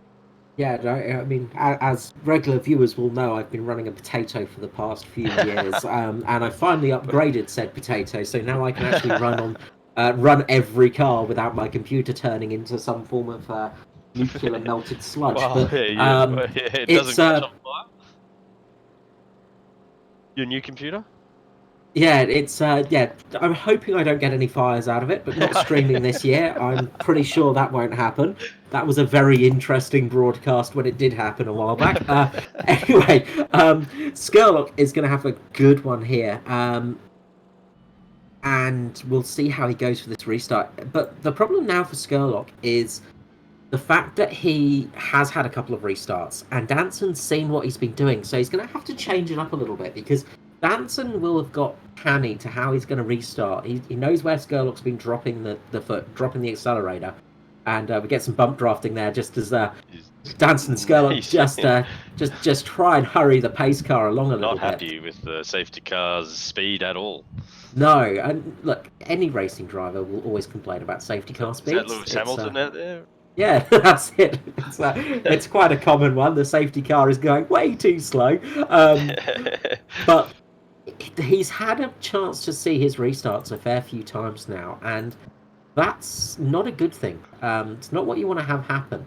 And that can cause some issues, because you're going to have to change the way you restart. You're going to have to just drop the hammer a little bit later than you would normally do. And, you know, you have to mix it up a little bit sometimes, because drivers will get used to how you restart, and that can really cause some issues. Yeah, and these guys are really pushing the boundaries of the of the safety car here. But yeah, Matty Dance has moved alongside Skurlock and has made him very, very known that I'm here, mate, and you'll be prepared for one heck of a battle. Not going to make it easy for you, for He's sure. letting him know that he's there. That's gamesmanship there. My dad's pulling in front of him, pulling up close next to him, making it very, very known that he wants to win. Who wants it more? I suppose we're about to see over the next 15 laps. We're about to see, and we'll drop commentary for this restart and let you hear the wail of the engines as Michael Skurlock's going to get that restart very soon. The pace car's going to drop into the pit lane any moment, and we'll shut up, and here we go.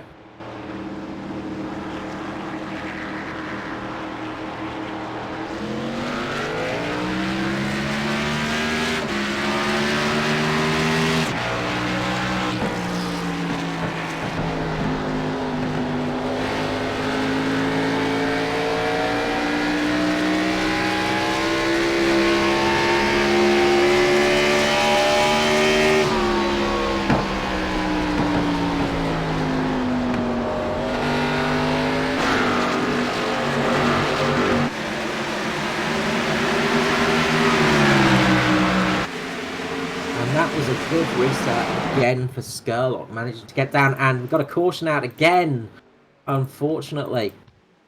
Crikey. Not long there between the cautions. Trying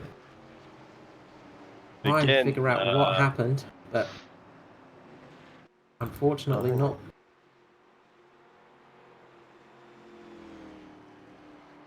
As you can hear, we're furiously clicking through, trying to work out what's actually happened there. It is. Jeez Louise. Okay, it's Michael Schroeder, unfortunately there. Just a few laps down and really finding the core of the track, just eating him alive again, lighting up the rears, exiting the final corner, and as he's drifting around, unfortunately, it's the unlucky car of Tristan Kosh who comes through and collects him, and he also pounds in the wall. I mean, Tristan Kosh literally has no panels on the front of his car, and he's just been involved in another accident on the front of the car. So that chassis at the end of this race will be taken to the dump. And the front guys are really playing with the mind games at the moment as they make a dart for the pit lane. We had the famous dance and last minute strike out the pit lane there, trying to get a few guys to come in there. I don't think anyone's going to pit for 10 laps to go, Carl. No, I think they're being a bit hopeful to fool some people, but you never know. These head games do work. Koch had a great time last time out. He had a fantastic finish last time out at Auto Club, but the luck's not continued here tonight for him, unfortunately. And as you say, you get a great look at the engine and the wheels on that car, and unfortunately, that's about it. There's not much left of the car itself. Of course, we have to ask, though, if we didn't actually see what happened with the Schrodinger crash there, are we absolutely sure what happened? I'll stop with the bad jokes. You lost me fast. I was getting a drink and I came in at the end of that one. Oh, you're out there. Yeah, so it's going to be an interesting restart. This is crazy now. I mean, we're really getting down to the nitty-gritty.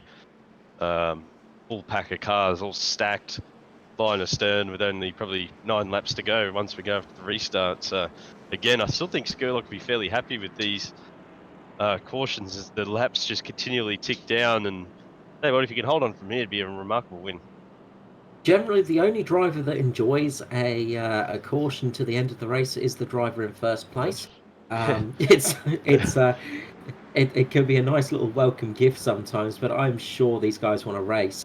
For sure. Sloggett's still sitting there up in 5th. Good job for him. He just managed to get past Danny G as well. So he's going to be sitting up there, and there's some very hungry guys up in that top sort of top 5, top 6 cars that are going to be wanting to get this win.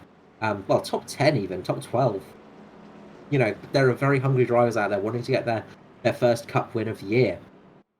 So it'll be interesting to see how it goes. And will we see a last-minute banzai by somebody? Will somebody really go for it? It's probably a bit hard here because Phoenix is a very hard track to race on. it's very loose, and it's a similar issue we saw in the Xfinity cars a couple of weeks back at Atlanta, I think it was. Brain is Yeah, actually out of work. there was an Yeah. Atlanta race at in the Xfinity Cup. Yeah, Yeah, and guys were going around. It was like an ice skating rink out there, and it is very problematic sometimes. It's when you've been driving lots, you do get that little bit of extra. Um, it does become a bit easier for you, and you do get that sort of you do know how to control the car, things like that. But when you're slightly newer, if you haven't got those years and years of experience, it does catch you out sometimes, and we've seen that before. But pace car comes in, and we're going to go green again. Will Skurlock get that good jump again? And he does. Really nice restart there, and Purnell actually just got pretty much right into the back of Danson, almost bump drafting him there for a couple of moments, really helping pushing him along. Um, and it looks like Foster's had a horrible it's a restart. huge accident. Huge accident. Massive pile-up. There was, jeez, there was so many cars loose after that restart, and it looks like Danny G's been involved here. Danny G and Kai Sloggett. So, yeah, just having a little look here what happened. So, Danny G. Such a good season so far, but he's lost there, Carl, after the restart into the wall and come back down. Got up onto those marbles, and yeah, that's really ended his race there. That's an unfortunate one.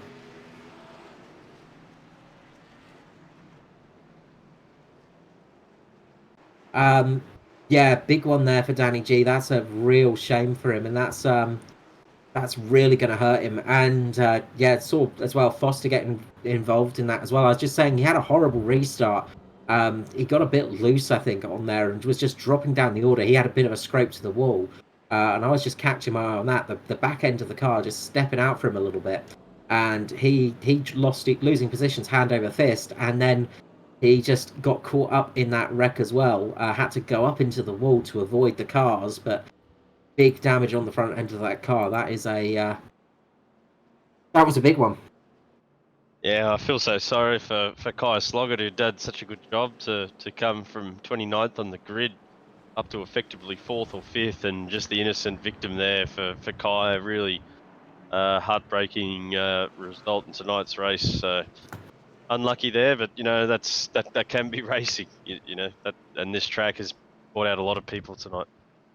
It is. It's look, racing is not always it's not always fun. And if you've ever done real life, probably one person who's happy at the end of the race, or maybe a couple. But yeah, if you've ever done real life motorsports as well, you'll understand this one. Of racing is very, very, very annoying 99% of the time, and there's only about 1% that's actually happy. It is a tricky thing, and in situations like that, it was just Danny G just got loose there, he went out on the marbles, and there was nothing he could do. That car just was going around, and Kai Sloggett was just an innocent victim in that crash. Just got speared in the side. Nothing really. Again, just one of those racing incidents, unfortunately. And again, we've just seen it.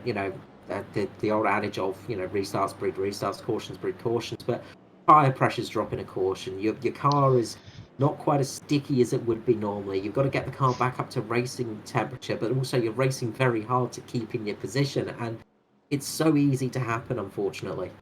I think I can hear from the driver a couple of unhappy drivers, but I think a bit different to last week with the cautions. Tonight, there's probably only been probably the one or two where a couple of drivers probably could have given a bit more room, but by and large, it's actually been just drivers struggling for grip. Maybe drivers still getting their heads around these new tyres on the shorter tracks. There's frustrated drivers out there, but it's not. These guys are genuinely making errors. It's hard out there, and it's unfortunate with the amount of cautions, but it just genuinely looks hard work out there. Yeah, it's not easy, and as we say, last week there were a lot of errors which were driver errors in respect to being in the wrong place at the wrong time, causing an incident because there was a lot of lapped cars getting involved in incidents, things like that we saw. tonight it's been a very different thing. It has been that thing of these drivers are literally just struggling to keep on the track, and they are just struggling to keep temperature in those tyres, trying to keep grip in those tyres, and just keeping off the marbles. And it's not easy tonight. It's a hard track. As the pace car comes in, we're going to get ready for the restart. We've got 5 4 laps to go. This is going to be intense. Ken Skurlock, hold on. Come on, Mick. Going to be a tricky one for him, but he gets another good restart away, and he does get out there. Danson does get a bit closer this time. He's a bit closer on this restart. That's going to help him out for sure. Jeez, there's all sorts of tussling going on behind. They know there's only a number of laps left. This is intense. And this is where the driver errors of instance can happen, because and we've got one in the wall. We've got the very big crash at the back.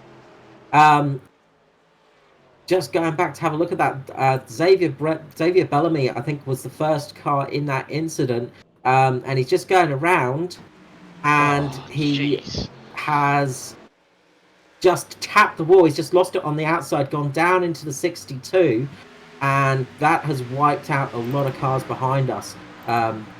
Crikey, even one of the Illusion cars was in the air there for a few minutes. Got some air time. So I think that was Mirko Dortnak. Yeah, Mirko Dortnak was just a ping pong ball in that incident, unfortunately. If we can get a good in-car view of Dortnak's view from that crash, he was up over the catch fencing there. So I don't mean to laugh, but that was just huge. He was like over the catch fencing into the crowd at one stage. Dortnak, he's not going to be laughing, but wowee, that was just monumental. Yeah, and then unfortunately just turned the car around. He just gives the wall one last little tap, just trying to get the car going straight again.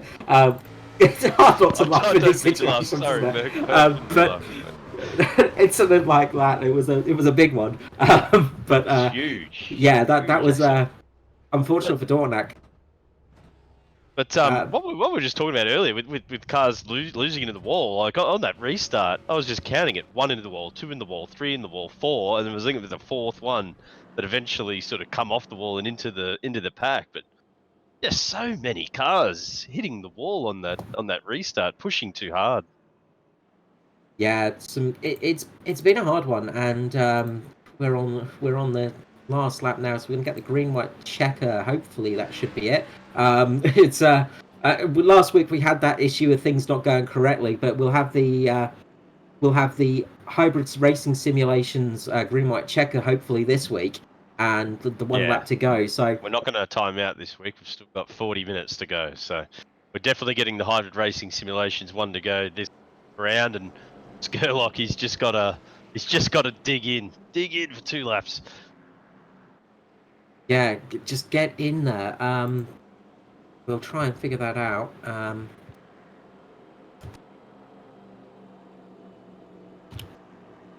And get that all sort of sorted out on that one. But yeah, Skurlock's just got to have that little bit of pressure now. He's just got sort of really 1 lap to go for this green white checker, and that's going to make it. That'd be a special win if he hold it from here. I mean, he deserves it. He's led so much of this race. He's held off Matt Danson when he's been under pressure, but can he hold off Danson when it's crunch time on these opening laps? Chris Purnell, his teammate, said midweek in the majors that doesn't matter if he's my teammate, if it's the end of the race, I don't care who it is, I go for wins. So even though you've got 2 teammates there, watch for the green black Illusion car of Chris Purnell to really give his teammate a push as well. He's going to be hungry for a win. Josh Micklemore's going to keen for 2 wins in a row, so don't count any of them as we gear up for what's going to be a special finish. Yeah, it should be a good one. It's going to be an interesting one to the end here. Just looking, we might have a slight glitch on the old system again. Unfortunately, we've got 3 laps to go coming up. So hopefully we're all on the same lap as on the broadcast and on everything. But it's going to get going, and the pace car is going to be coming in any moment soon.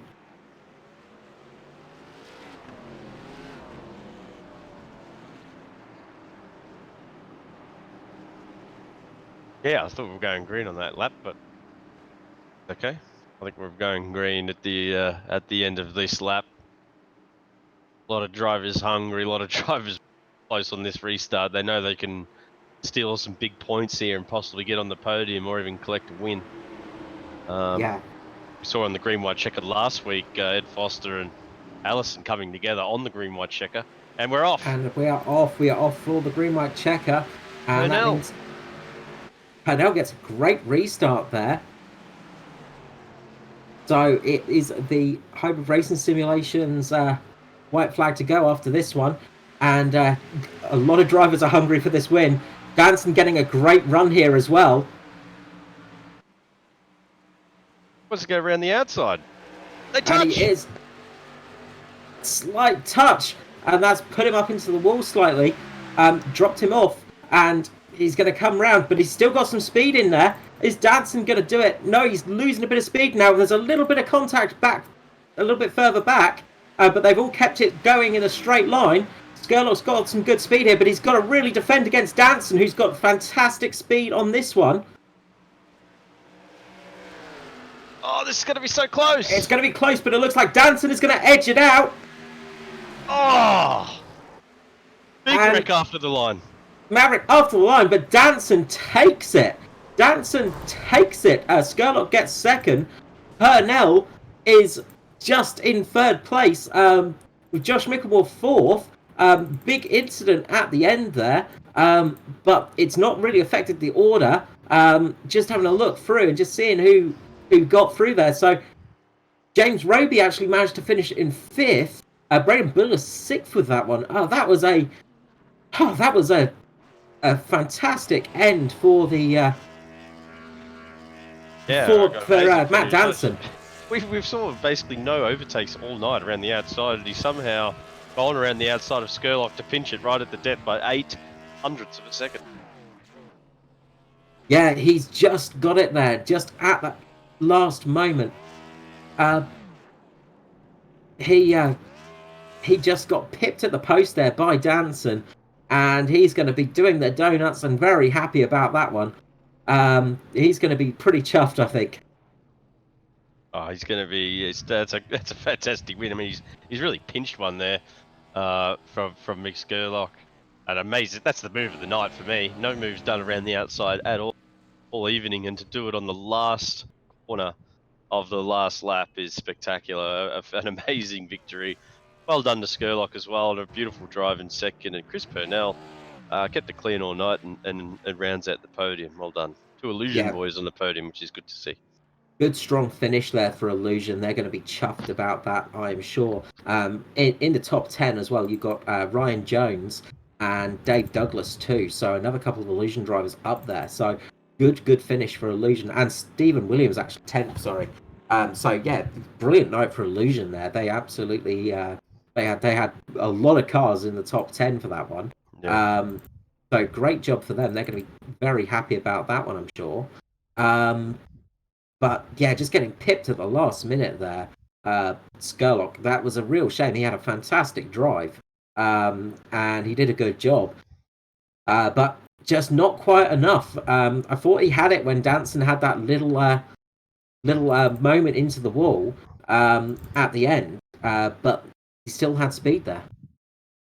I'm blown away. I didn't even think that move was possible. I thought Skurlock had it in the bag on the inside, and just shows the quality of the driver of Matt Danson to be able to pull that type of move off, and he deserves the victory this evening. I'm sure he's not going to be too unhappy about that one. It was a bit of a long race, bit of a race of attrition there. But I think it was more a race of attrition just keeping the cars on the track. It was just a very hard track to run out there tonight. Tough race. Ate a lot of drivers. So a lot of drivers ate concrete tonight, and it wasn't really driver-to-driver contact. It was just single driver error. A lot of losing of the rear end, especially on corner exits. So tough evening, and the people up the top are the ones that kept it clean and kept it off the wall.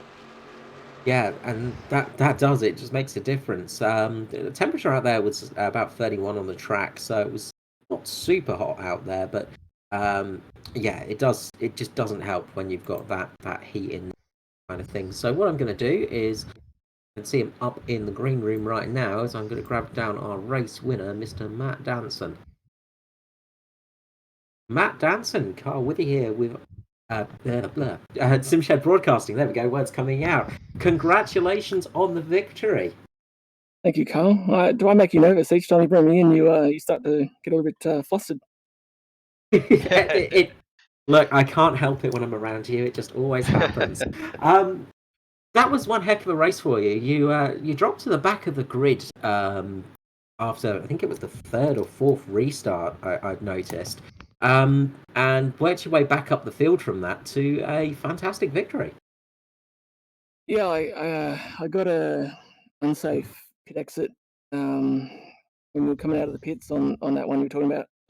Myself, and I think like 2 or maybe even 3 other cars were like, all exiting the pit lane, and I tried to just give a bit of extra room, and I must have just crossed over the the line, that sort of marks the outside of the pit lane when you come out of it. So it gave me unsafe release and popped me to the back, but it was a lot of fun coming through the field, and then it was looking pretty grim towards the end there with all the yellows, because I just needed a little bit of a little bit of time just to get around. I knew I had speed over Skurlock, who was driving really well, mind you, but I knew I had a bit of speed, but I just couldn't do anything if we kept only having 2 laps and then a yellow, 2 laps and a yellow. So thankfully, on that last one, I just I felt like there might have been a little bit of grip out in the top lane, and there was.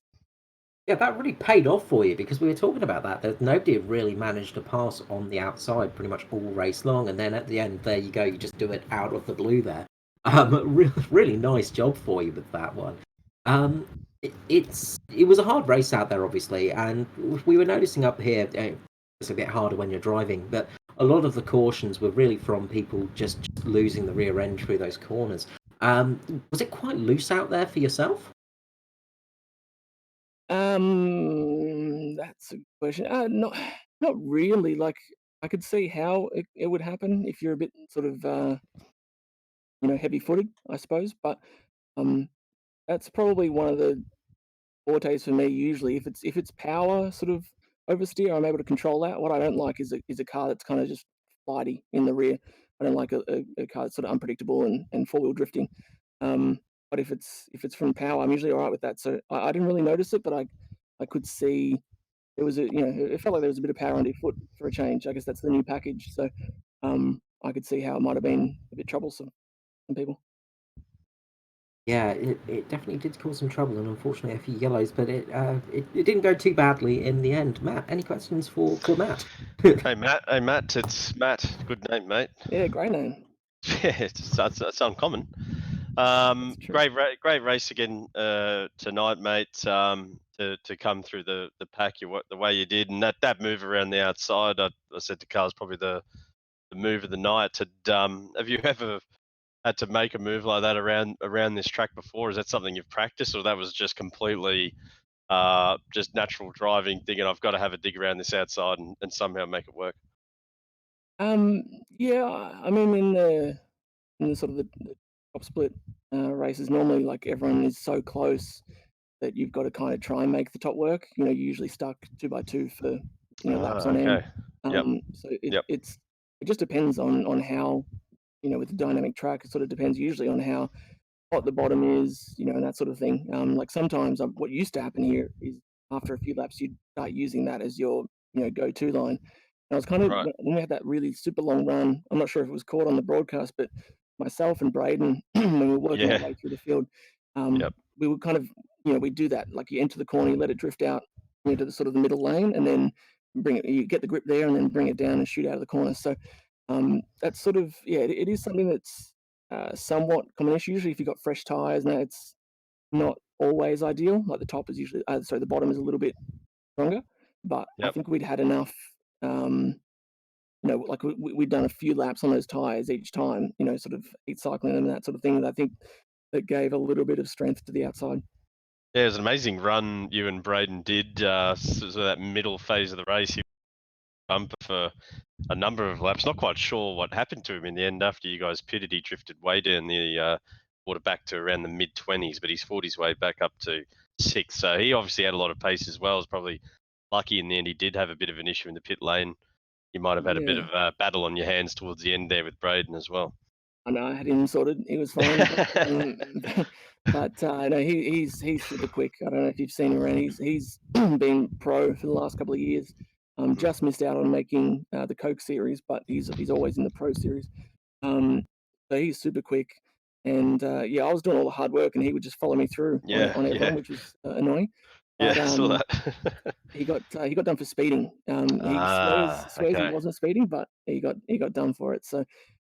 He did well to sort of march his way back up, considering, you know, obviously all the cautions that we had towards the end. He did well to get back up there. I think he finished 5th or 6th or something. Yeah, 6th. So great job there by Braden, mate. And yeah, congratulations on another win. That was entertaining and a really, really cool way to win it. You only won by 8 hundredths.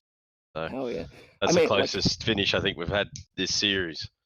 Awesome. I mean, like, you know, credit I guess as well has got to go to Gerlock and even Chris as well. Like he had a good restart. They obviously coordinated that, but you know, it would have been easy for probably a less experienced person, or you know, if I didn't trust them as much as I do, you know, that they would have pushed up and you know, we would have had a wreck. But thankfully, you know, both those guys and even Josh, who was behind me, you know, all really trustworthy kind of racers who you know you can race real close. So without their cooperation, it probably would have just been a mess. Yeah.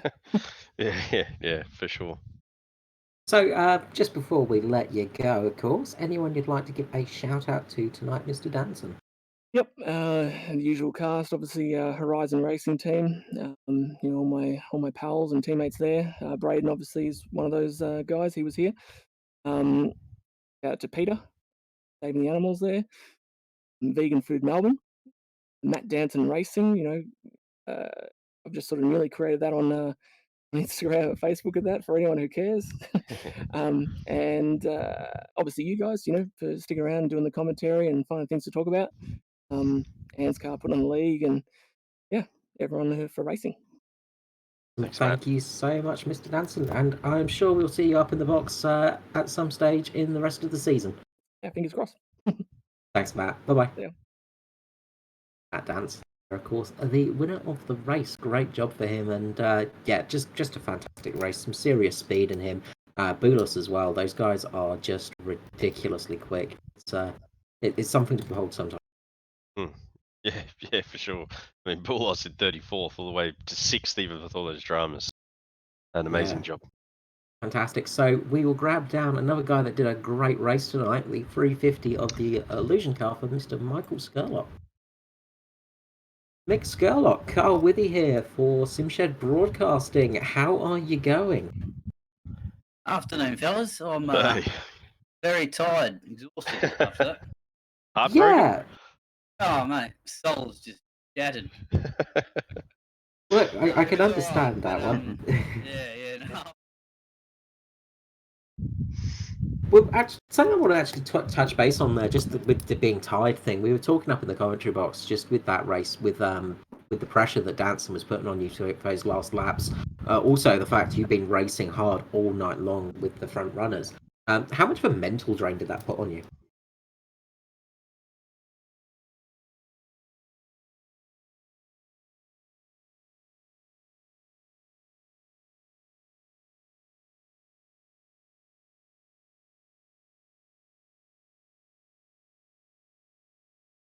I came with Josh, so for the night, and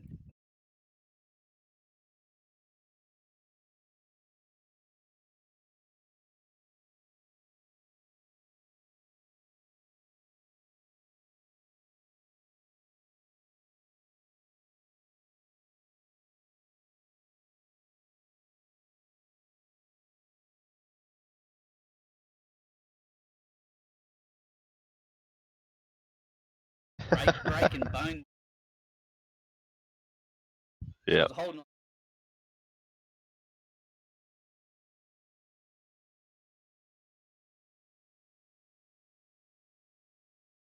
while. Yeah.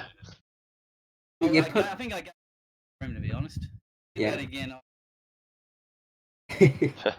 Oh, look, hindsight is always 2020, but you did a fantastic job in all honesty. You really did keep the pressure on him, and it was, it was a very close finish there by 0.8 of a sorry, 0.08 of a second, like very, very close there at the end. You had a fantastic run. Just want to touch base on the restarts there. You were just saying. We did talk to Danson about this one, but were you finding the track a little bit rough to race on after those restarts? A little bit hard to run on it?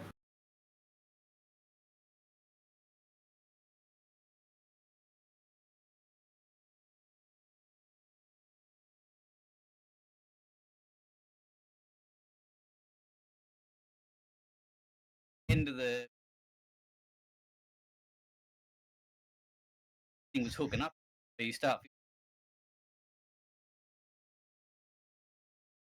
traction to get the car stopped. On his taxi there. Yeah, it did not look easy out there for anyone, and yeah, it was looked like a really hard one. Matt, anything for Mr. Skurlock? No, I just congratulate you on another good result. I think that's 2 weeks in a row now on the podium, if I'm correct. And you talk about pushing Matt maybe a bit harder, but one thing that he said that he appreciated was the fact that he could make a move like that. I mean, even though it probably doesn't make you feel any better, but he did thank you for your ability to race clean, and it was pretty obvious all night that you were a clean driver, and that's why you're on the podium, mate, and getting these good results. So yeah, well done. He knows Daddy's coming. His day's coming. Look, it'll come. It's been going well for you, and we're just looking at the championship beforehand. Yourself and Chris, and pretty much, a fair few Illusion cars, as is usually expected with Illusion. There's about 1 million of you out there, but you're up in the top 10 of the championship. Yourself was eighth at the start of this race, and that's just going to catapult you up a bit further. It's looking good so far this year, though. You're definitely having some good runs out there. Yeah, and definitely getting better. And some wins there. No one knows about those ones. We mentioned it. So we saw that you'd won midweek for a couple of times in a row now. So you're in good form, mate, and I think you're someone to look out for this year in the championship. Sure. Yeah, well, I hope it all luck.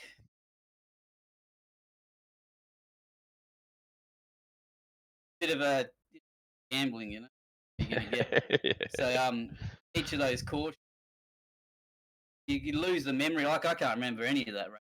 Each caution, Yeah. and then you restart from there. I've had all the other guys hanging out there because Yeah. Yeah. Awesome. So just before we let you go, the usual thing, anyone you'd like to give a shout out for tonight, Mr. Skurlock?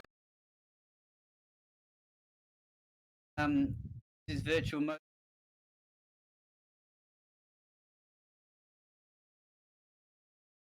Edward and Daniel at Hunter.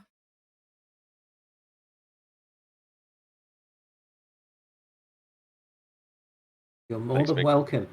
We will see you again, I'm sure, up in the box relatively soon.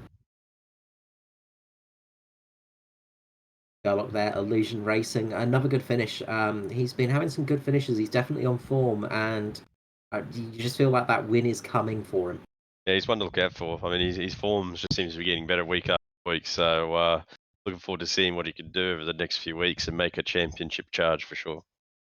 Absolutely. And speaking of Illusion, we'll grab down third place man, Mr. Chris Purnell. Chris Purnell, Carl Withy here, JP Simshed Broadcasting. How are you going? Thank you, and yourself? Not bad, not bad. Nice to have you up in the box. Nice to say hello to you. Not a bad race there for yourself. No, it was pretty cruisy, to be honest with you. I sort of stayed out of trouble and just did my own. Yeah, you did your own thing, and you did well. You got up to third in the end, which is obviously always a nice thing to have. Nice to get up there, gained 7th place, I think it was, by the end.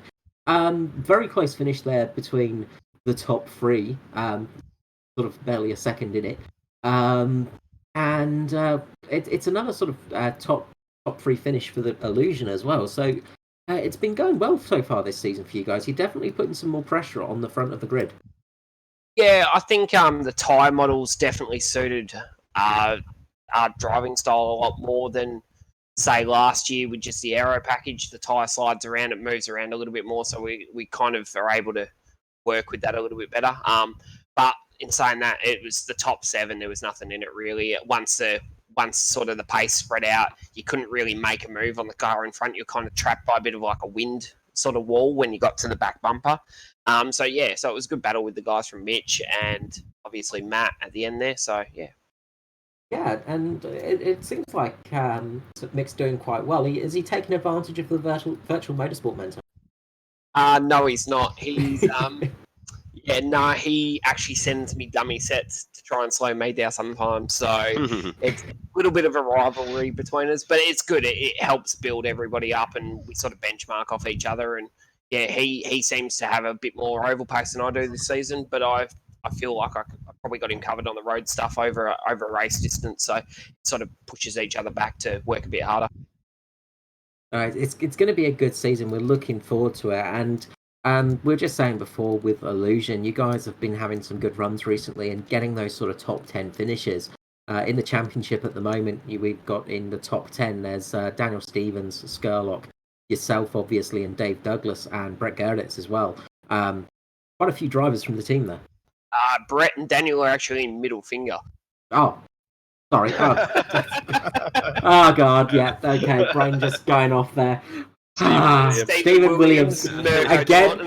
Yeah, Stephen Williams, as usual. The mistake has been made. I was just to think of it.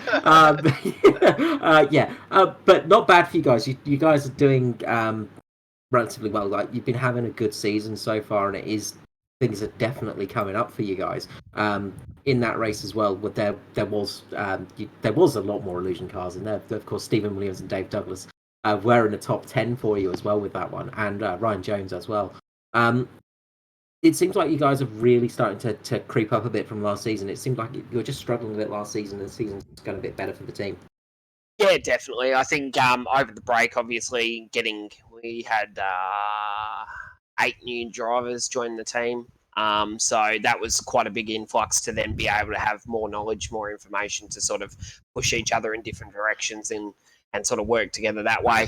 I find that once there's a good competitive group of guys, that you sort of push each other a little bit harder to find that extra little bit of speed. So that's definitely helping.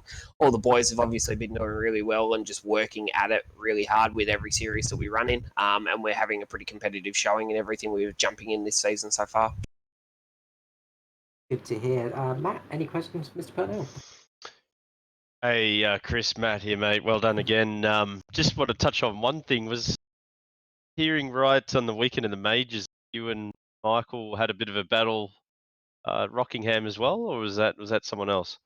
Yeah, that was us. We're dancing again, so yeah, it's been a pretty regular thing at the moment. Who got the nod then? Was it Skurlock over you, or did you get him?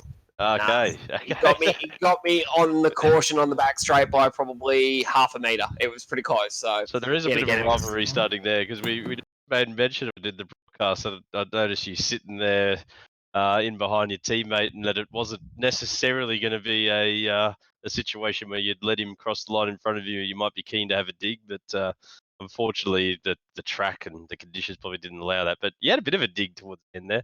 But great result again, and be interesting to see how little inter-team rivalry between you and Michael goes out over the course of the season. Yeah, that's it, man. I mean, at the end of the day, if you're not pushing, you're not driving the car hard enough. So I'm gonna have a crack. I'm not gonna wreck him, but I'll definitely bump him on the back bumper to make sure he knows I'm there. So awesome, thanks, Chris. Just before we let you go, let's get your shout-outs out of the way. Beautiful. So I just want to give out a shout out to all the guys in Illusion Motorsport. I'll shout out to the ANZCAR admin for all their hard work behind the scenes. I know it's a pretty big task to sort of cover all the little stuff that goes on behind the scenes for sure. We'll give a shout out to you guys up in the JP Simshed broadcasting booth, and then all the other competitors. Obviously, it's pretty cool that everybody shows up every week, and it's been a pretty decent sized field every week this season so far. So that's pretty awesome to see. And then obviously with my new business, Virtual Motorsport Mentor, I'm offering coaching and advice and all sorts of other stuff like that. So make sure you head over to the Facebook page and give us a like, and stay tuned with what we've got coming up in the near future. Yeah, definitely something good for the community as well. And so thank you so much for starting out with that. It's good to see people helping others as well. So I'm sure a few people will absolutely jump on using that service, because fantastic to see out there. Cheers, guys. Thanks, Chris. Yes, Chris. We'll hopefully see you in the booth in near future. Sounds good. Chris Purnell there, Virtual Motorsport Mentor, and of course Illusion driver. Great race for Illusion, as I said, and well, it was a bit of a hard one all through that. It was a bit of a slog. Yeah, it was.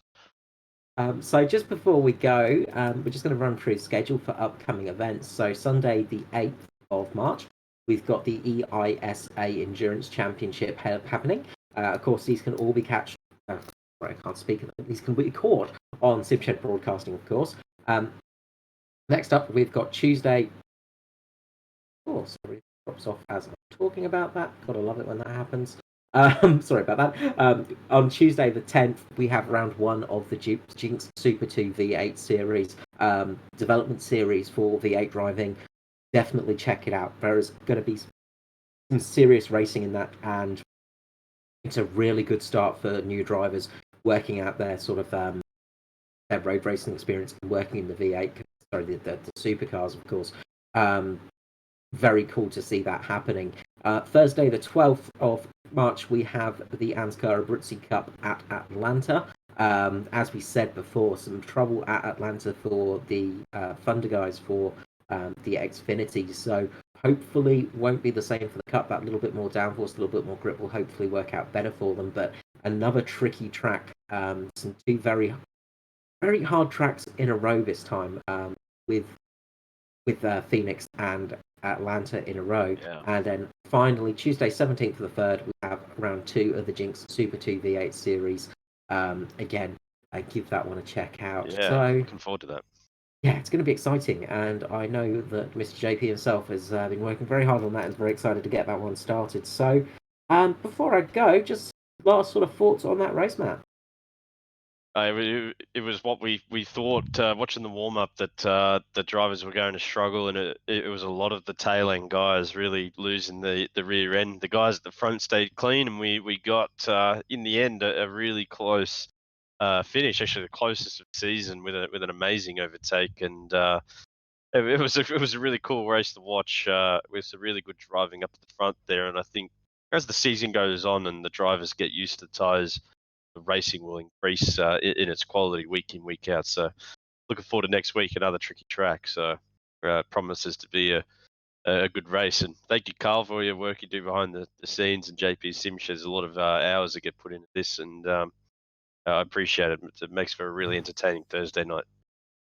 Oh, thank you very much. Yeah, no, big shout out to JP, of course, behind the cameras, working very tirelessly and hard back there. Always unmentioned, but always helping us out. So, big thank you to you, Matt, for joining me tonight in the broadcast booth. Big thank you again to JP, and from myself, Carl Withy. We'll end up here, and we'll see you next time out for Atlanta. Goodbye.